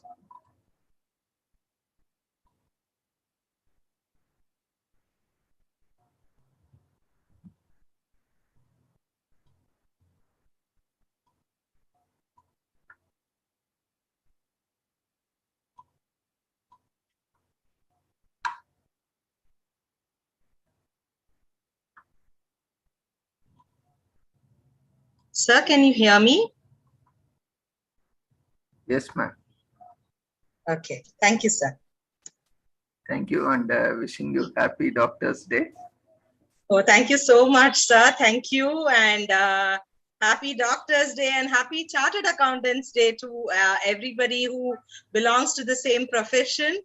It is indeed a very proud privilege for all of us, because there are various ways you can serve people. And by spreading awareness through such seminars, I think you're doing a greater job, sir. And thank you for all that you do. Thank you so much. Can you see and hear me, sir? Yes, ma'am. Please go ahead. Yeah. Okay.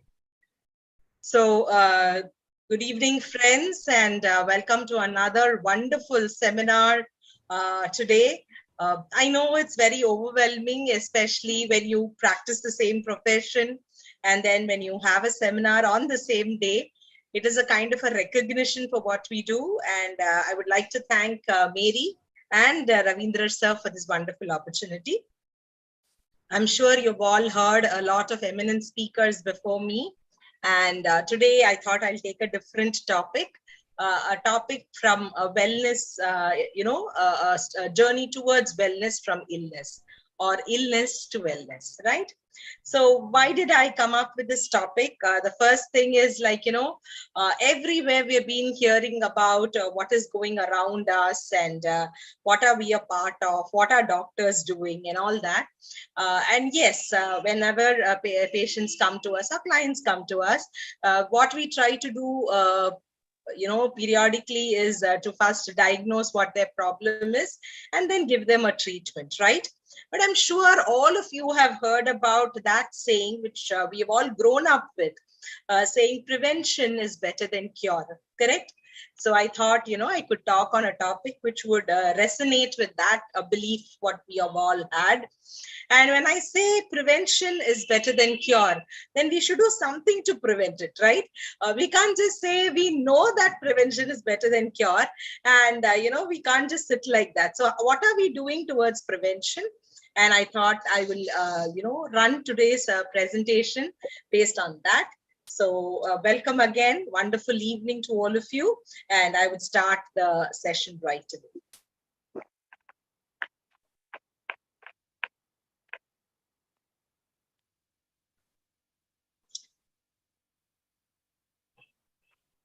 Mary, just tell me if you're able to see my presentation. Yes, ma'am. Yes, ma'am. Okay, thank you so much. So our topic of today is illness to wellness. So as I told you in the beginning, we are, positively moving towards a holistic way of life where we have a unison of heart, body, mind, and soul. And we are moving towards a world where we can prevent illnesses. And I think that is the most ideal way of leading our lives, right? So World Health Organization defined health in 1948 as a state of complete physical, mental, and social well-being, and not merely the absence of any disease or infirmity. But this is something very important, especially when we are trying to say, are you healthy? We just don't mean the physical healthiness, we mean the physical, mental, and the social well-being of an individual. And when we look at a holistic way of looking into our life, we have to have a unison or a balance to have a wholesome life. You need to have a balance of the body, mind, and soul. And each of these, if you look at it, we are looking at various aspects of well-being.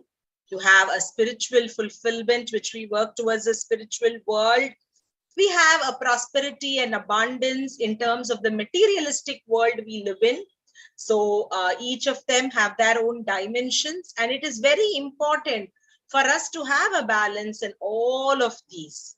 So when we say we are healthy, we basically mean we are healthy in the physical well-being, which means physically we don't have any ailment.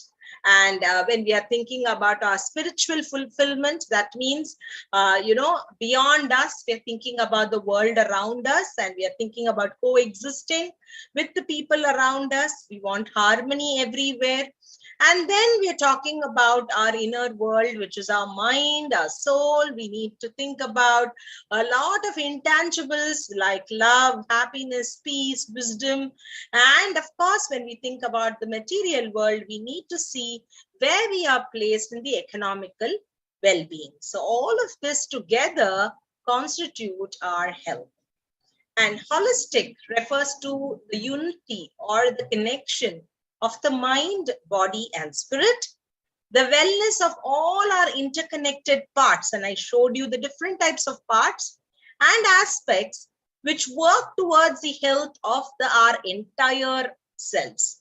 So it's very important. I can't just say, oh, I'm good. I'm happy. I should say I'm happy in all aspects of life, and that is very, very important. So when we measure or when we look at the holistic wellness dimensions, you can see that, you have various components of it. And today I'm going to share a few takeaway points. I'm sure if you're all taking down some kind of notes, today's session will give you a very holistic way of understanding how you can come towards prevention and, a betterment towards health. We don't say, I don't want to have diabetes. Rather, I would say, I want good health. So, we move towards a positive affirmation on an everyday basis, or you can say I am healthy. So that is how we work towards. So that is how we're going to work towards each of these holistic wellness dimensions. So the concept of ultimate health to your entire being, you aren't only able to fight a disease or avoid an illness, but you're also going to feel better, live with more joy, and your transformation of this kind of a lifestyle is going to be contagious, because people looking at you will see, oh, you're smiling, you are happy. What is that you are able to smile that I am not able to do? So you will be a magnetic personality where you'll be attracting people towards, their journey of life, where they would want to fill in the blanks or, connect the dots to understand what an ultimate concept of health is. So achieving and maintaining health, it is not a one-day process. It's an ongoing process from our birth till the time we leave this world. So it is shaped by both evolution of the healthcare knowledge, that is all the knowledge. If you're not even doctors right now, according to me, I think every mother in this, delegates, all of you are doctors. Because you've taken care of your people at home. You've taken care of your children, your elderly people at home. So all of you are doctors. If you ask the elderly people at home, your parents, your grandparents, they will have so many household remedies. And each of them have a scientific background.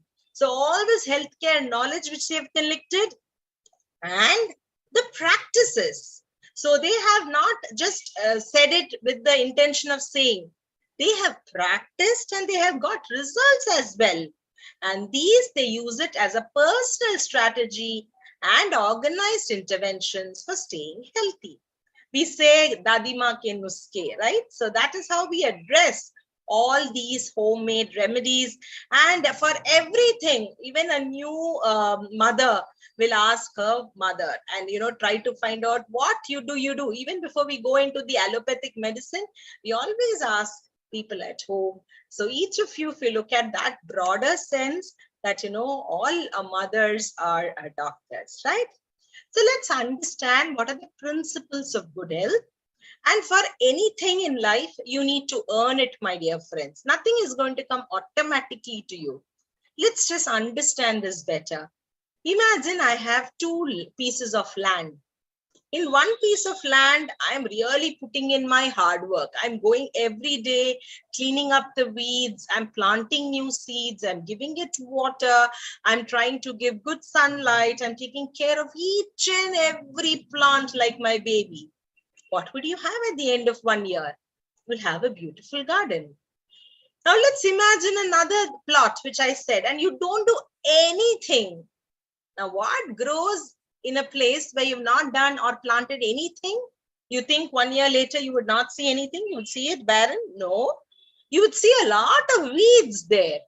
So negativity is automatic. It would grow just automatically. But for you to have a positive change, you definitely need to put in your efforts. So when I say principles of good health, I mean you need to put in your effort. So let's understand that we need to earn that. EARN is an acronym. E stands for exercise, A is attitude, R is rest, and N is nutrition. So when you actually look at these words, you understand that you need to work out on each of these aspects. And I would be running you through each of these in the next few slides. Let's start with exercise. So what is exercise? If you ask anybody in a layman's term, what is exercise? Exercise, basically you do it because you can keep your physical frame in shape, right? And when you do that, we all know, we have been attending so many seminars. We know you have a surge of good feel, and that surge gives you happy hormones. And so this happy hormones will keep your emotional and mental health in place. So not only it keeps your physical health, it will also keep your emotional and mental health in place. It improves your self-esteem. When you walk, you come, you feel very agile, you feel very active. So it improves your self-esteem and it keeps your mind off your problems. That 1 hour when you take every single day, what happens is pretty much your mind is so clear that, you are able to think better, you're able to focus better. And eventually, if you look at things, your mind will get a kind of a solution to your problems or challenges, however you want to call it. And you will have a feeling that you have some sense of control. And this has proven by a lot of studies that it reduces depression, anxiety, and stress. And in today's world, if you look at it, it definitely controls weight. It also combats health conditions and diseases. I'm sure all the doctors would say, if you're diabetic, go for a morning walk.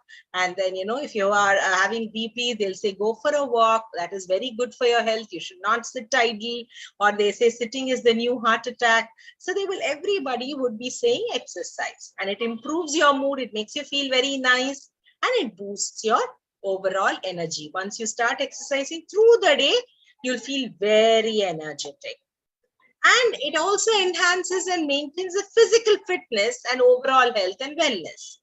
And it strengthens your muscles and improves your cardiovascular system. Your cardiovascular system is the heart health system, right? So that's how you would exercise every single day. Now, there are various forms of exercise. I'm not going there today, but I'm sure all of you understand that when we exercise, we are able to get all these benefits. Next is A. So what was A? A is the attitude. Now we need to develop a positive mental attitude, or the PMA. That's what we call it, right? So when you look at PMA, or the positive mental attitude, in 1937, Napoleon Hill, in his book called Think and Grow Rich, he spoke the importance, or drove an importance, of positive thinking as a principle of success and the way of life. He said that this optimistic behavior over a period of time would become a kind of a mannerism or a habit in an individual, and thereby that individual will attract positive changes and he would have an increased sense of achievement.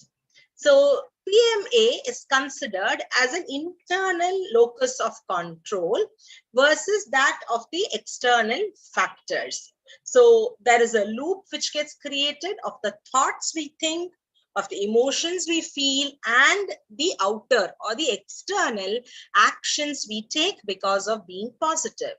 And research has shown that through emotional intelligence training and positive psychology therapy, one's attitudes and perceptions can be modified to improve their personal and professional health. Now let's learn from these people. If you look at these pictures, I'm sure you have been able to identify these, eminent personalities in the field of sports. Am I right? Now, when you look at each of them, have they not faced any challenges in their lives? They are sports people. Have they not had any kind of physical illness or injury? Have they not had any downfalls in their chart of life? Then what made them come back? What was that in them that we, even if we are not in sports, we need to develop? So you can see that whenever you exercise or whenever you have some kind of a physical activity, you would see such people have good mental toughness. They'll be very confident. They'll have a positive mental attitude. they'll know how to deal with failure. This is a very important thing which we need to teach our children. Failing is not failure. Failing means you need to try one more time to succeed. It's as simple as that, right? But imagine the number of 10th standard and the 12th standard children. They try to take extreme steps just because they are not able to understand this aspect of dealing with failure. And what are the expectations? Albert Einstein once said, he said, if you're going to judge a fish and a monkey, against climbing a tree, you're going to make a fool of the fish, because the fishes are not meant to climb up trees. So that means you, me, and everybody around us are so different. So you need to have the right kind of expectations from each one of us. The expectations you have from A cannot be from B. If a mother has 2 children, she cannot have the same kind of expectations from A and B. You think about yourself and your siblings. Are all of you the same? Are all of you of the same profession? No. That's why expectations would change. And you need to develop a positive self-talk. Health in PMA, I'm sure again by looking into these pictures, you would have understood these personalities also. All of them had serious illnesses such as cancer to deal with. Am I right? But all of them are living and kicking and enjoying their life today. Why? Because of their positive mental attitude. So the higher your positive mental attitude, the higher is your chance of survival and recovery. Never ever give up. If I could just summarize that, that would be the answer. Whatever it is, face it. And I'm sure your life will be an inspiration to so many, because you are all living legends, right? So a task-oriented coping style is what each one of us need to develop. So what does this positive mental attitude do? It reduces stresses. It increases collaboration. It sparks proactive action. It creates healthy work environment. It improves time management.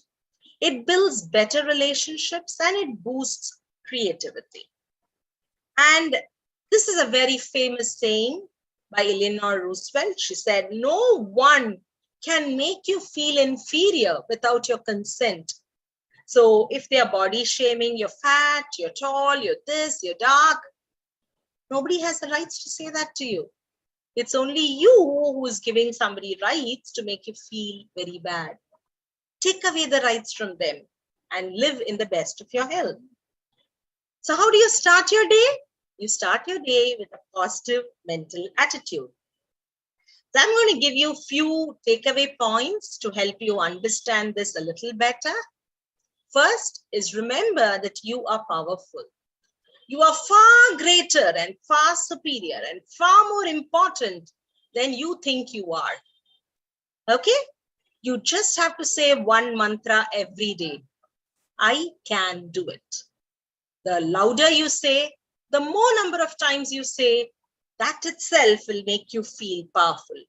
The moment you feel, oh, can I do this?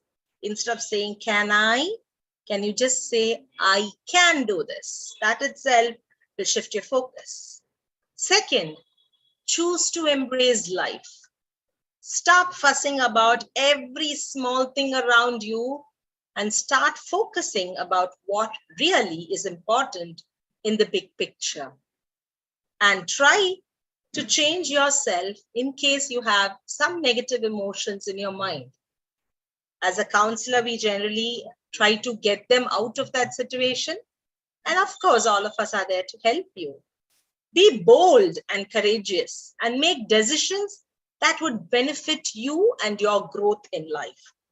And start as soon as possible to make the necessary changes. Don't say, I will do it from tomorrow, from day after. Let me see a good date. Nothing is a good date.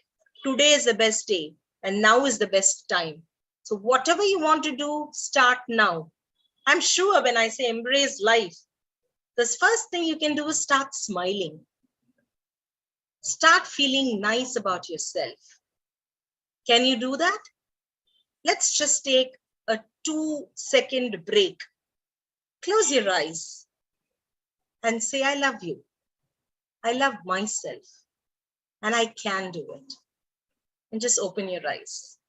I'm sure you all feel like, you want to live your life again. Just do this. In case you're feeling sad, just take that 2 seconds break and just say that. Choose to embrace life, my dear friends. 3, realize that you can get to control your emotions and thereby your reactions. So always choose to respond and not to react. And believe me, all of us have problems. And all of us have various challenges and situations that each one of us are going through. For you, your problem is big. For me, mine. But what can we give control to? You can give control to yourself and think that you are going to solve this issue. And say it, because you have great personal power. You have more control than what you think. So a strong positive mental attitude will create more miracles than any wonder drug which a doctor can give you. This is what Patricia Neal said. So it's very, very important for you to understand that you can do it. Next, know that you are the best. So when somebody is trying to compare you with somebody else, stop getting into a victim mode. Stop identifying with others people's opinions. Oh, she said that. Oh, she said this. You don't have to believe. You should know that you are the best. Be aware of how you see yourself. Always believe that you can achieve anything that you put your mind into. So if you think you want to get up in the morning, just close your eyes and I'm sure you all will be getting up early in the morning tomorrow. The moment you get up, you say, okay, today is going to be a different day. I'm going to start exercising from today. Start working on it. Then the next work, then the next work. At the end of the day, you will see you've done so much of work. And never let anybody else's opinion affect you or make you believe that about yourself. This is very important, my dear friends. Number 5, count your blessings. Say I'm thankful for, and you can add that for anything. Start from your parents, maybe your spouse, your children, your family, your friends, your health, your happiness, whatever materialistic things you have a home to live, you have food to eat, you have clothes to wear. Keep counting your blessings. The word lies in the world of abundance. The more you thank, the more you would get opportunities to thank. The more you complain, you will get more opportunities to crib and complain. Choose or make the right choice. Next is self-love. Love yourself. Many people do a lot of sacrifices. They say, oh, I did this for you. And they get into a pity party, right? But first thing what you need to do is love yourself. The moment you love yourself, you would start loving everybody around you. You'll start loving everything around you. And this you need to do every single day. Spend half an hour, 45 minutes on yourself every day.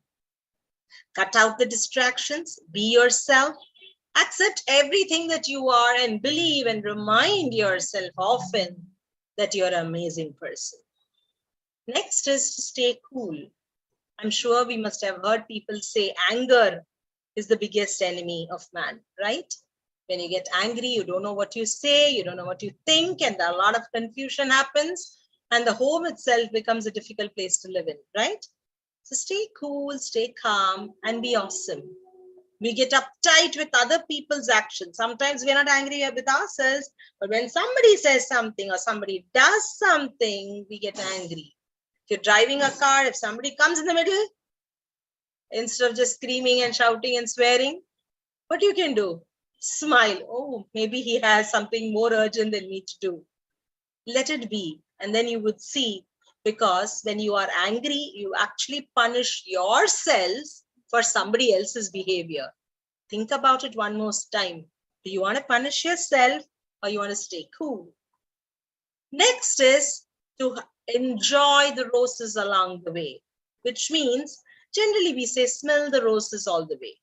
So don't wait for one particular event to come for you to be happy. Enjoy every single day. Maximize your life. Every minute of your day is so precious, so blessing. How many people don't see tomorrow, and you are lucky, you're fortunate that you have got today to live. So every day, live in gratitude and practice this for the rest of your life.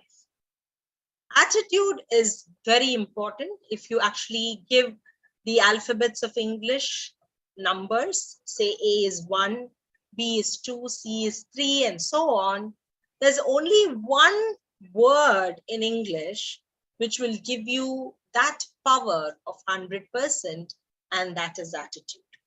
Attitude is everything, my dear friends. So if you can learn something, invest in something for your internal growth, please do that. Respect your time, your energy, and the effort it took you for acquiring that knowledge which you wanted. Next is what you talk to yourself. If you say, I'm good for nothing, I always keep making mistakes, I'm always late. What are you talking to yourself, my dear friends? Is that what you want yourself to hear? So your self-talk has to be optimistic, has to be positive. And this will help you perceive things with productivity benefits, and that would give you good health. So positive talk is something you should tell yourself. You know, you can say, I'm trying to get better with time, which means you're trying to catch up with time and be on time. So every word you say or every sentence you speak, just speak in a positive note. Not all of us are perfect, that's okay, but it's very important for you to speak on the positive note. Sleep. So we spoke about E, which is exercise, A, which is attitude, and now we are coming to R, which is rest. So rest is sleep, right? Sleep is a very underrated, what shall I say, a component of our life. There were days when we used to sleep by 8:39, then the world of serials took over, and now the world of mobile phones have taken over. We are constantly looking at a light, and this is despairing our sleep. And sleep, if you actually understand the whole entire concept of sleep, you need to sleep at least 6 to 8 hours every single day. And this will give you a good health. Many people have connected bad sleep or bad quality or quantity of sleep to heart problems, to kidney problems, and mental issues. For a child, it is also important for growth and development. And each of us need a different pattern of sleep. For children, you would see that they sleep most of the time. And as you grow as an adult, you will see that at least you need 6 to 8 hours of unadulterated sleep. So maintaining this will give you good health in return. So when you rest, you recover. And as you recover, you refuel your body, and then you get re-energized. And that's why most of us, when we get up in the morning, we feel, wow, we had a nice night, right? That's how sleep is very important. Last is N, which is nutrition. And the diet becomes a very important part. It helps to maintain and improve the overall health. And it supports the energy needs, what we need in our body in a day's time. And it improves and gives us a better health so that it lowers all the health risks. So we need to understand the food triangle or the pyramid, we call it. So when you say the food, you can eat whichever food in whatever part of the country you are. I'm sure you have the local fruits, vegetables. That's the best to be eaten there. And we need to understand our demographics and try to eat carbohydrates and proteins in a good numbers. You need to have lots of fruits and vegetables. And then you have your milk and dairy products and non-vegetarian food, and fat and sweets to be eaten very sparingly. So a healthy diet includes a variety of plant-based and animal-based foods that provide nutrients to your body. And this nutrients keeps your body energized and it helps you go through the day. And each of these nutrients builds up each cell in your body. It strengthens bones, muscles, and tendons, and also regulates the body processes. So eat clean food. I'm sure all of us are moving towards organic fruits and vegetables, grains, pulses, and prepare them as locally as possible. Eating homemade food, home cooked food is the best way possible. And try to clean the pesticides and any other contaminants over the food, because when you eat outside food, you don't know the way they have prepared, what they have added, what adulteration has happened in the food. So have as much control of the food you eat for good health.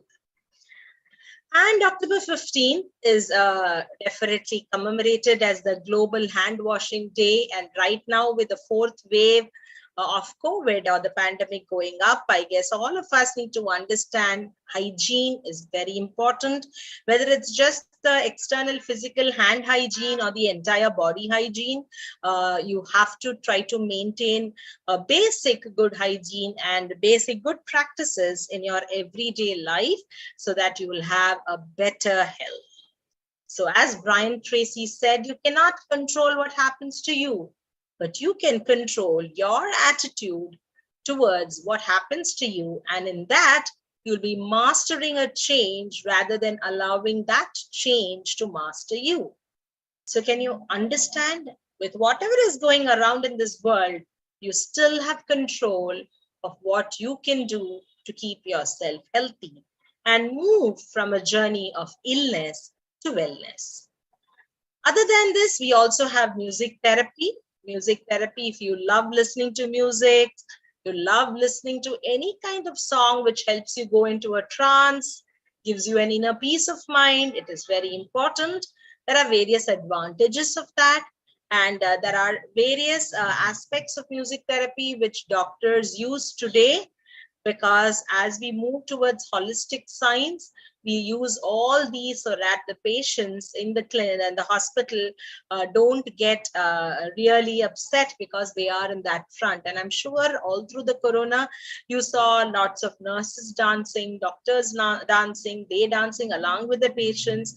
It's just to, improve their cognitive functioning, give a better kind of their motor skills, give them a kind of an emotional connect because they're away from home, and sometimes even their mood and the behavior changes of the patients.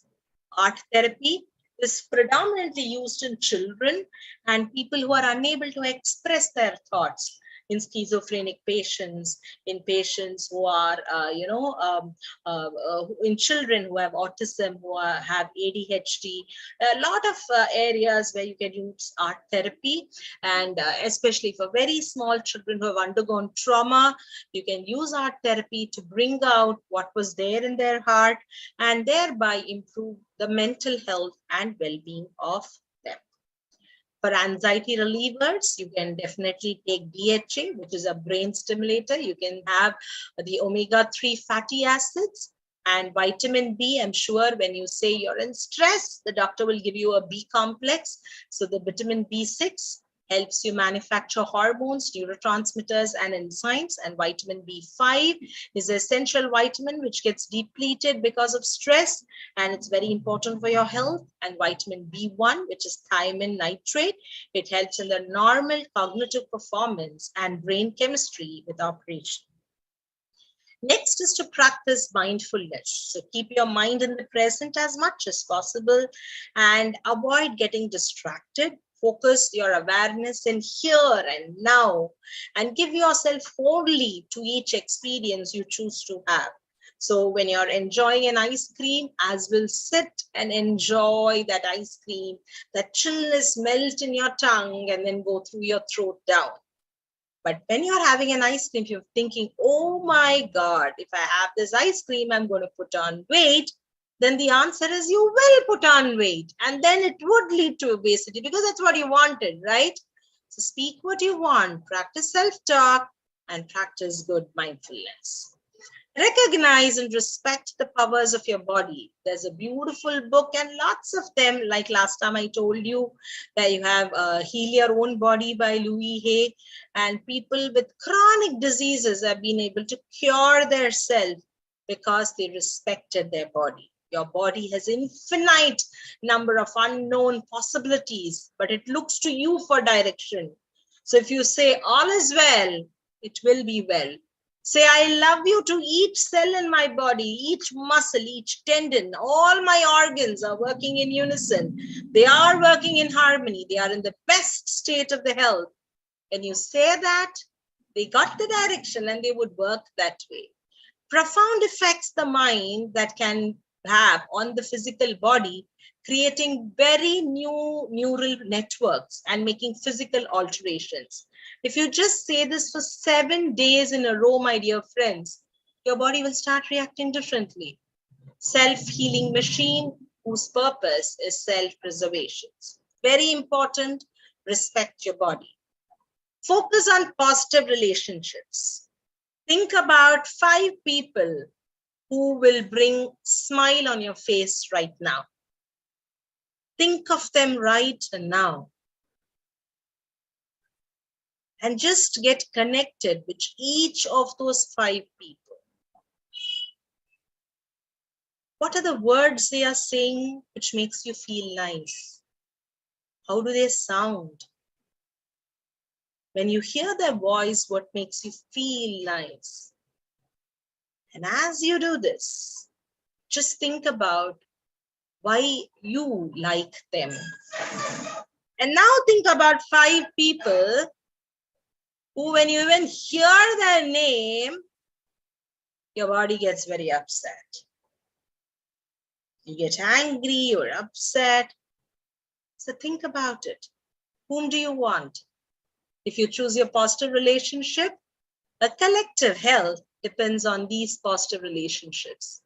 Practice honesty, integrity, and act with good character. And distance people and all those people who are trying to not recognize your worth and always are ready to put you down. Because you want to be a better person, stay away from the negativity. As Buddha said, what you think, you become. So why not think positive, right? So think, do, and be positive. And to conclude, I would say, no one cares how much you know until they know how much you care. And that's what we doctors are. We are not only the hands that heal, we also have the hands that protect. And as I told you, let's move from illness to wellness.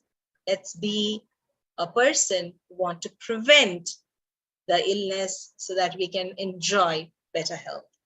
Thank you so much, Ravindra sir, for this wonderful opportunity.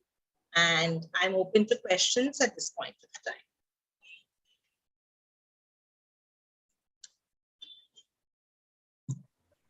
Thank you, ma'am, for the Thank you, sir. insightful session, and it was really motivating and inspiring.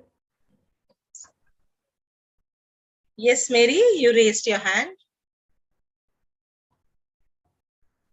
You can unmute yourself. Hi, ma'am.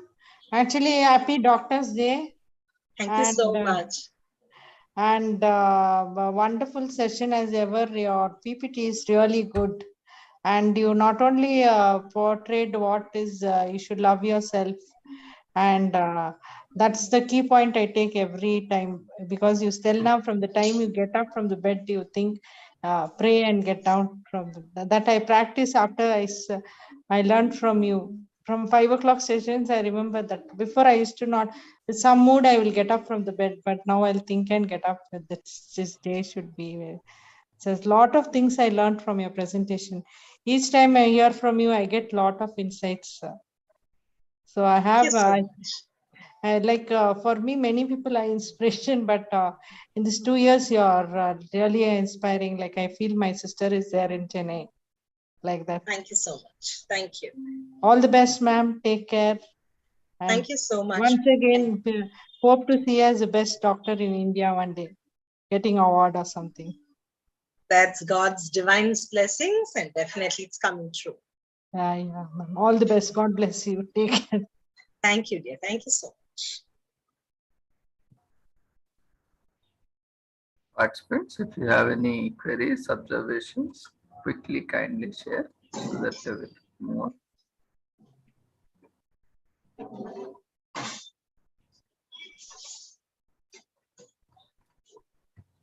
We can use your chat box to share your comments.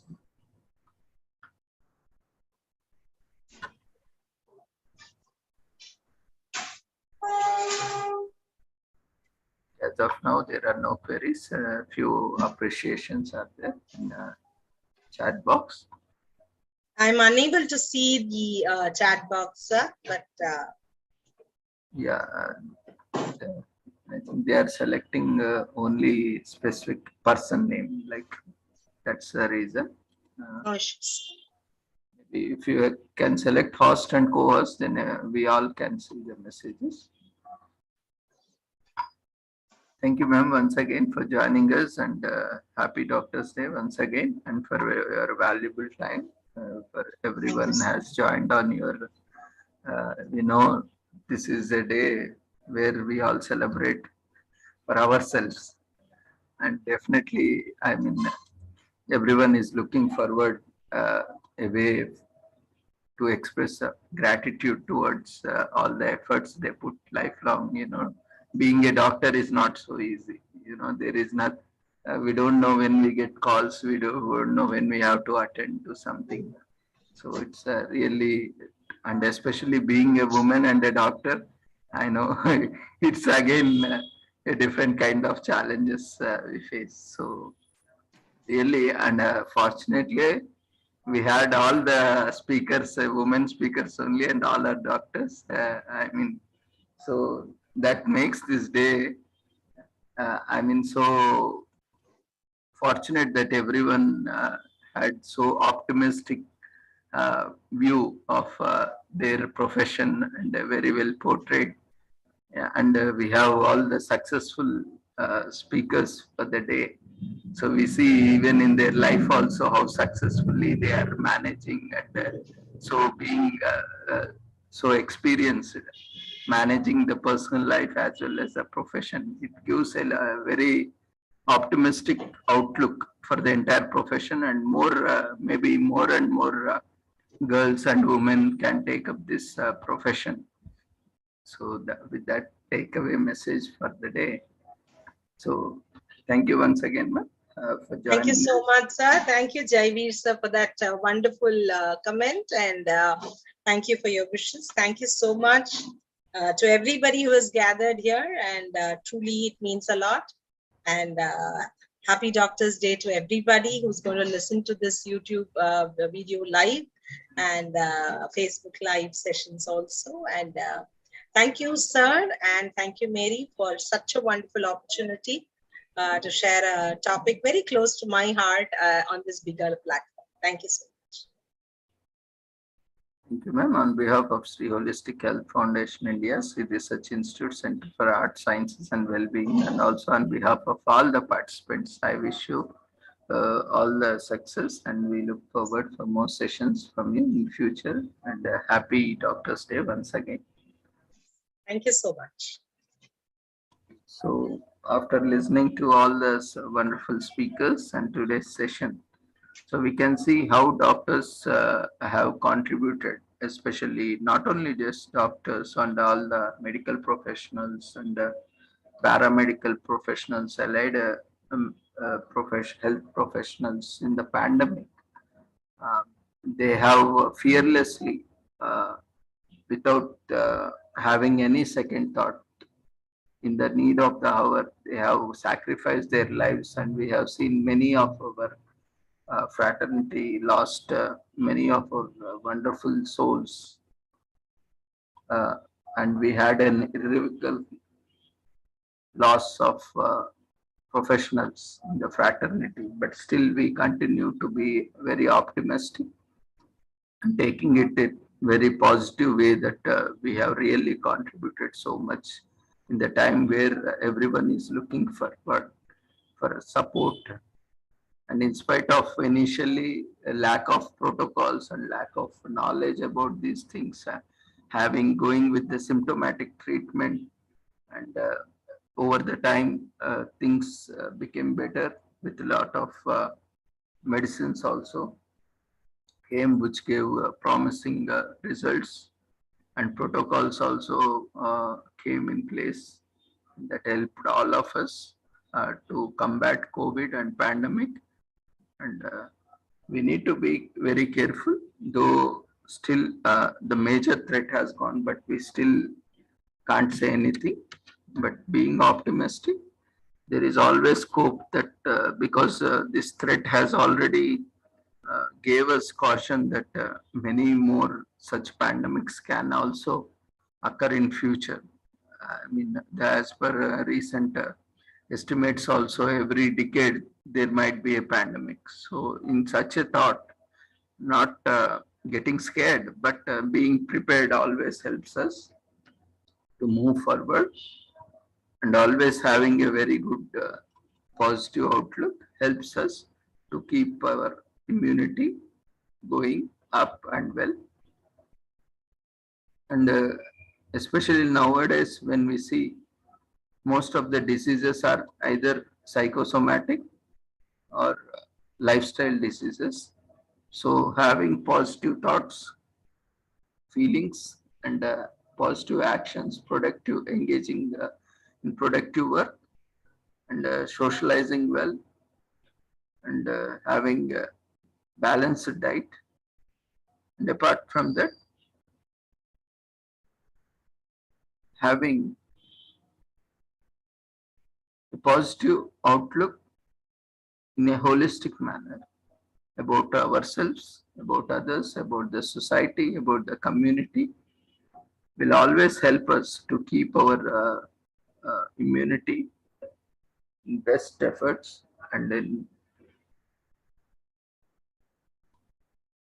that will help us to boost our immunity. So that is what nowadays we see, the lack of immunity. And we have age-old traditions and household remedies or grandma remedies, which helps us to keep us fit and healthy.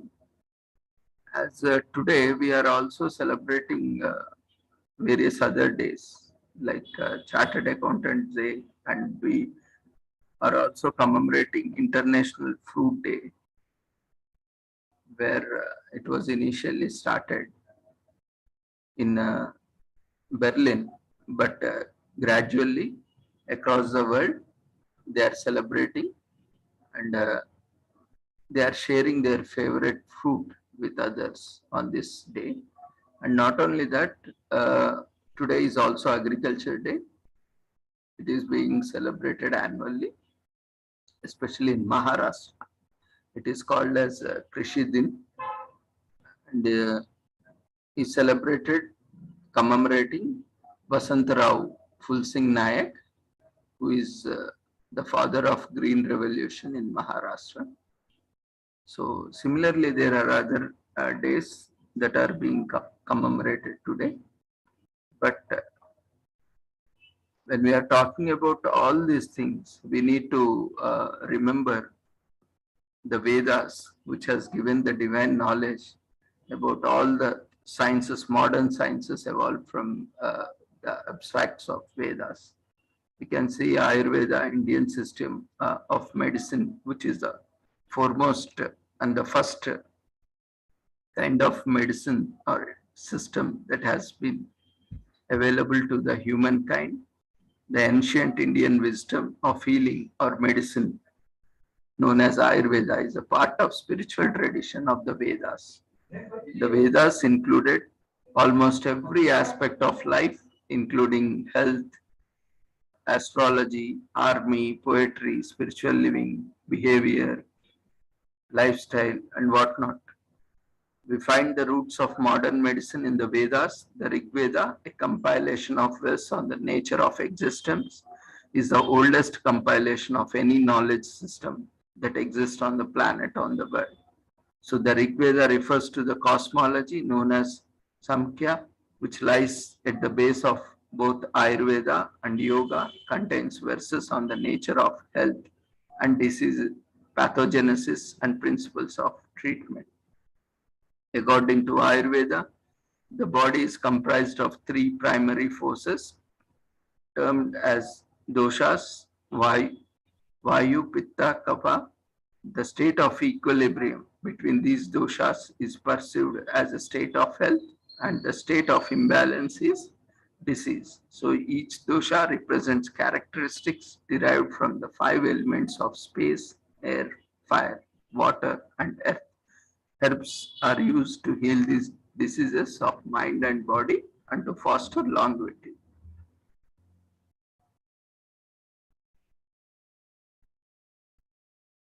Ashtanga Hrudayam lists 8 branches of Ayurveda. They are Kaya Chikitsa, internal medicine; Bala Chikitsa, treatment of children, pediatrics; and Graha Chikitsa, demonology, that is psychology and psychiatry; and Udvanga Chikitsa, treatment of disease above calcium; Salya Chikitsa, that is surgery; Damsra Chikitsa, toxicology; Jara Chikitsa, geriatrics or rejuvenation; and Prash Chikitsa, aphrodisiac therapy.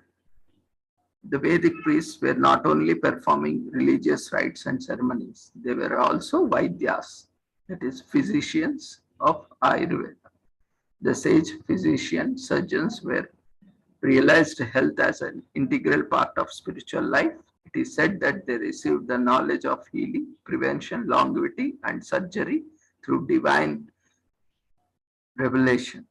These revelations are transcribed from the oral tradition into book form at a much later date. Which is fascinating is Ayurveda's use of herbs, foods, aromas, gems, colors, yogas, mantras, lifestyle, and surgery. There were 2 main schools of Ayurveda: Atreya, the school of physicians, and Dhanvantri, the school of surgeons. So these 2 schools made Ayurveda a more scientifically verifiable and classifiable medical system. In Indian tradition, Brahma is known as the creator of the world. Many diseases also emerged with the advent of the life on the earth. To protect, cure from such diseases, Brahma passed the knowledge of Ayurveda to Prajapati. Later, knowledge passed on Ashwin Kumaras to Indra, to Bharatwaja, to Atreya, Punarvasu.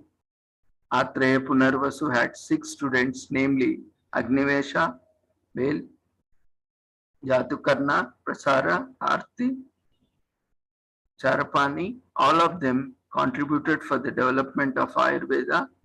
Agnivesha was the most intelligent, and his compilation is known as Agnivesha Samhita or Agnivesha Tantra. Acharya Charaka edited this text and added some commentary, which was later known as Charaka Samhita. Sushruta, a student of Dhanvantri, has contributed greatly in the area of surgery. We can see what all the surgical procedures today have been long back implemented and was widely practiced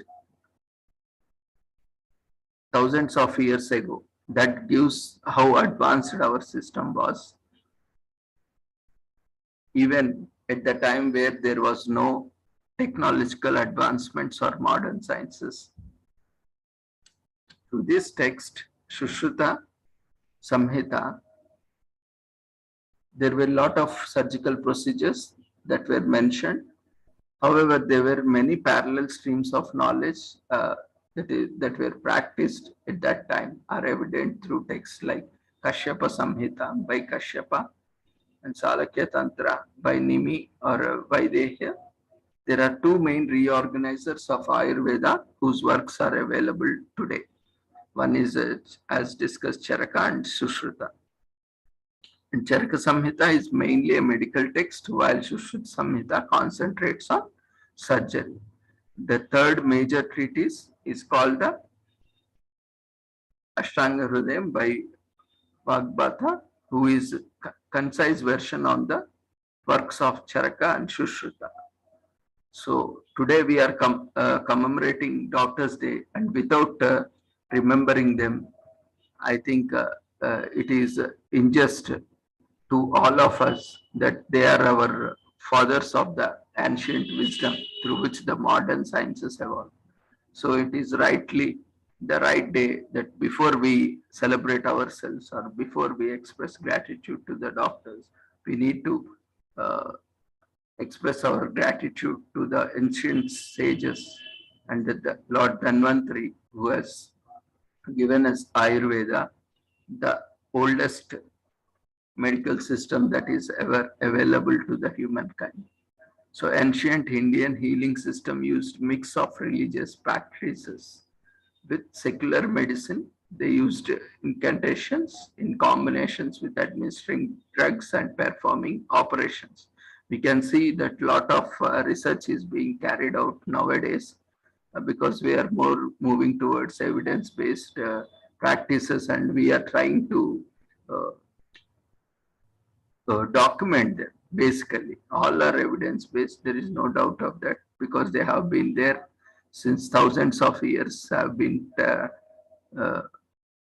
valid since ages over time and space.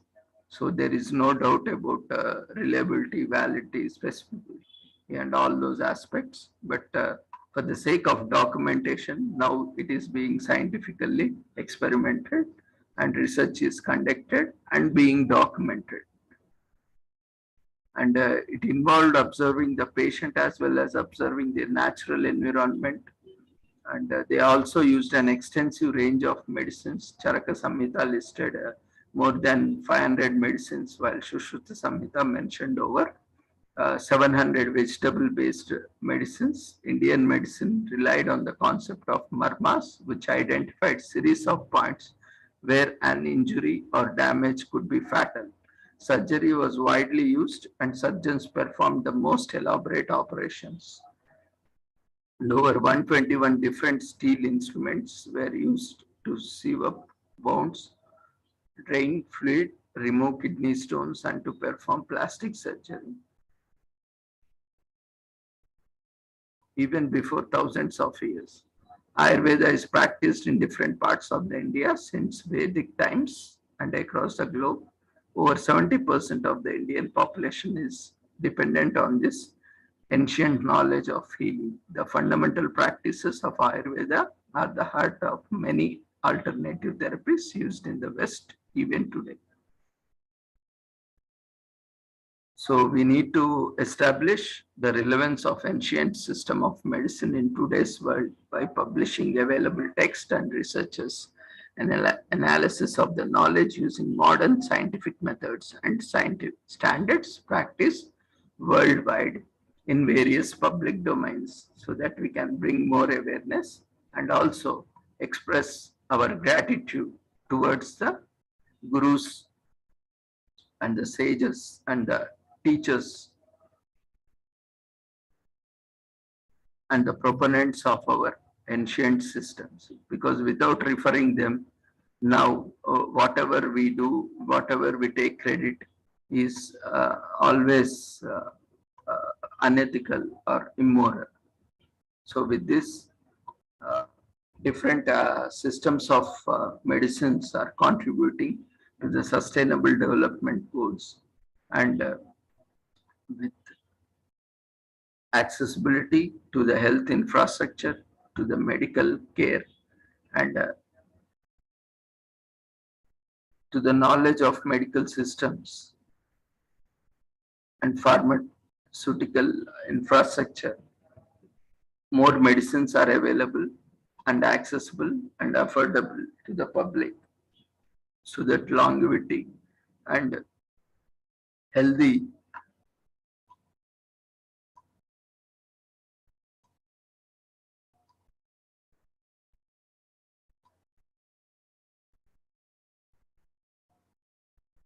practices can be followed.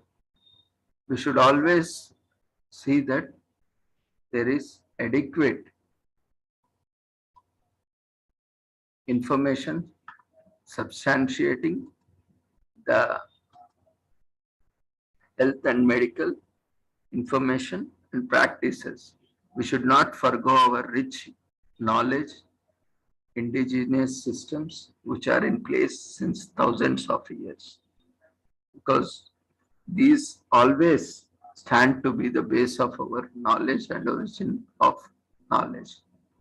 So thank you. With this, we once again congratulate all the doctors for their tremendous work, and we express our gratitude to all the doctors across the world who have really contributed in the pandemic, not only just doctors, to everyone who has uh, contributed and who lost their lives in serving the community in need.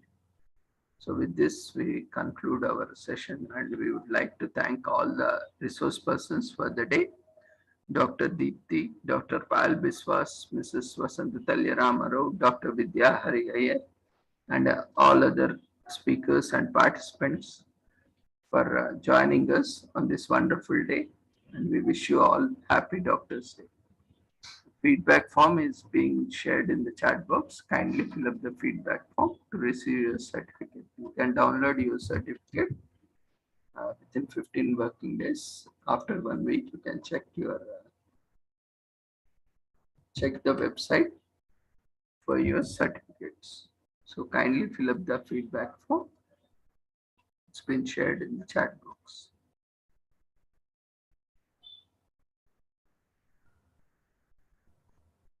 If you have any queries, observations, you can unmute yourself while you are filling the feedback form.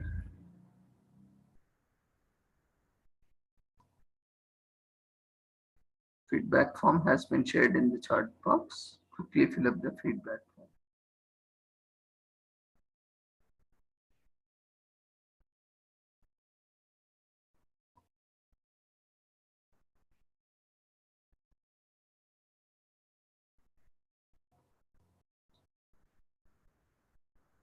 And from this Sunday, every Sunday we are having conferences on different themes. So if anyone is interested to present or participate, kindly look. We have shared the website link. All the details are available on the website along with the registration forms. So feel free to register yourself for presentation, participation, collaboration. If your organization, college, university would like to collaborate, you can collaborate for free. We are not charging anything because we want to promote research and development among all the institutions and organizations. So you can collaborate. That will be useful for you academically, professionally, and also we need to have these mandatory requirements for various approvals and accreditation. So that for that purpose also it will be very useful. So spread the word. Every Sunday from now onwards we are having conferences. So register, attend, and if you have any papers you can present. So thank you once again one and all for joining us. See you all tomorrow at the same time with the same link with a different topic. And kindly visit website for all the registration links, and you can also join Facebook group, Telegram channel where all the details are being shared. So temporarily a WhatsApp group has been created. 2 groups are available where we are sharing information. You can join the WhatsApp groups.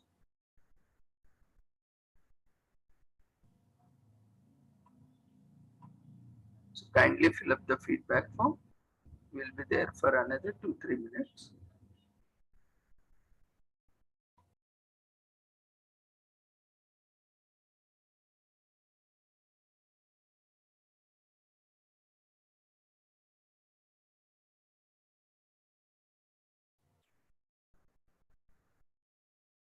last Sunday's certificates are available on the website to download.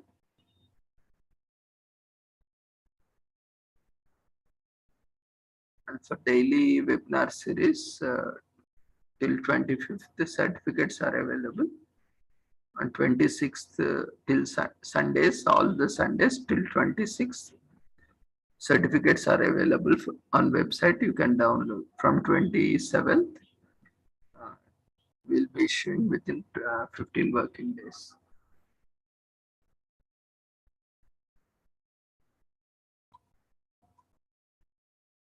Thank you once again for joining us. Take care. Good night.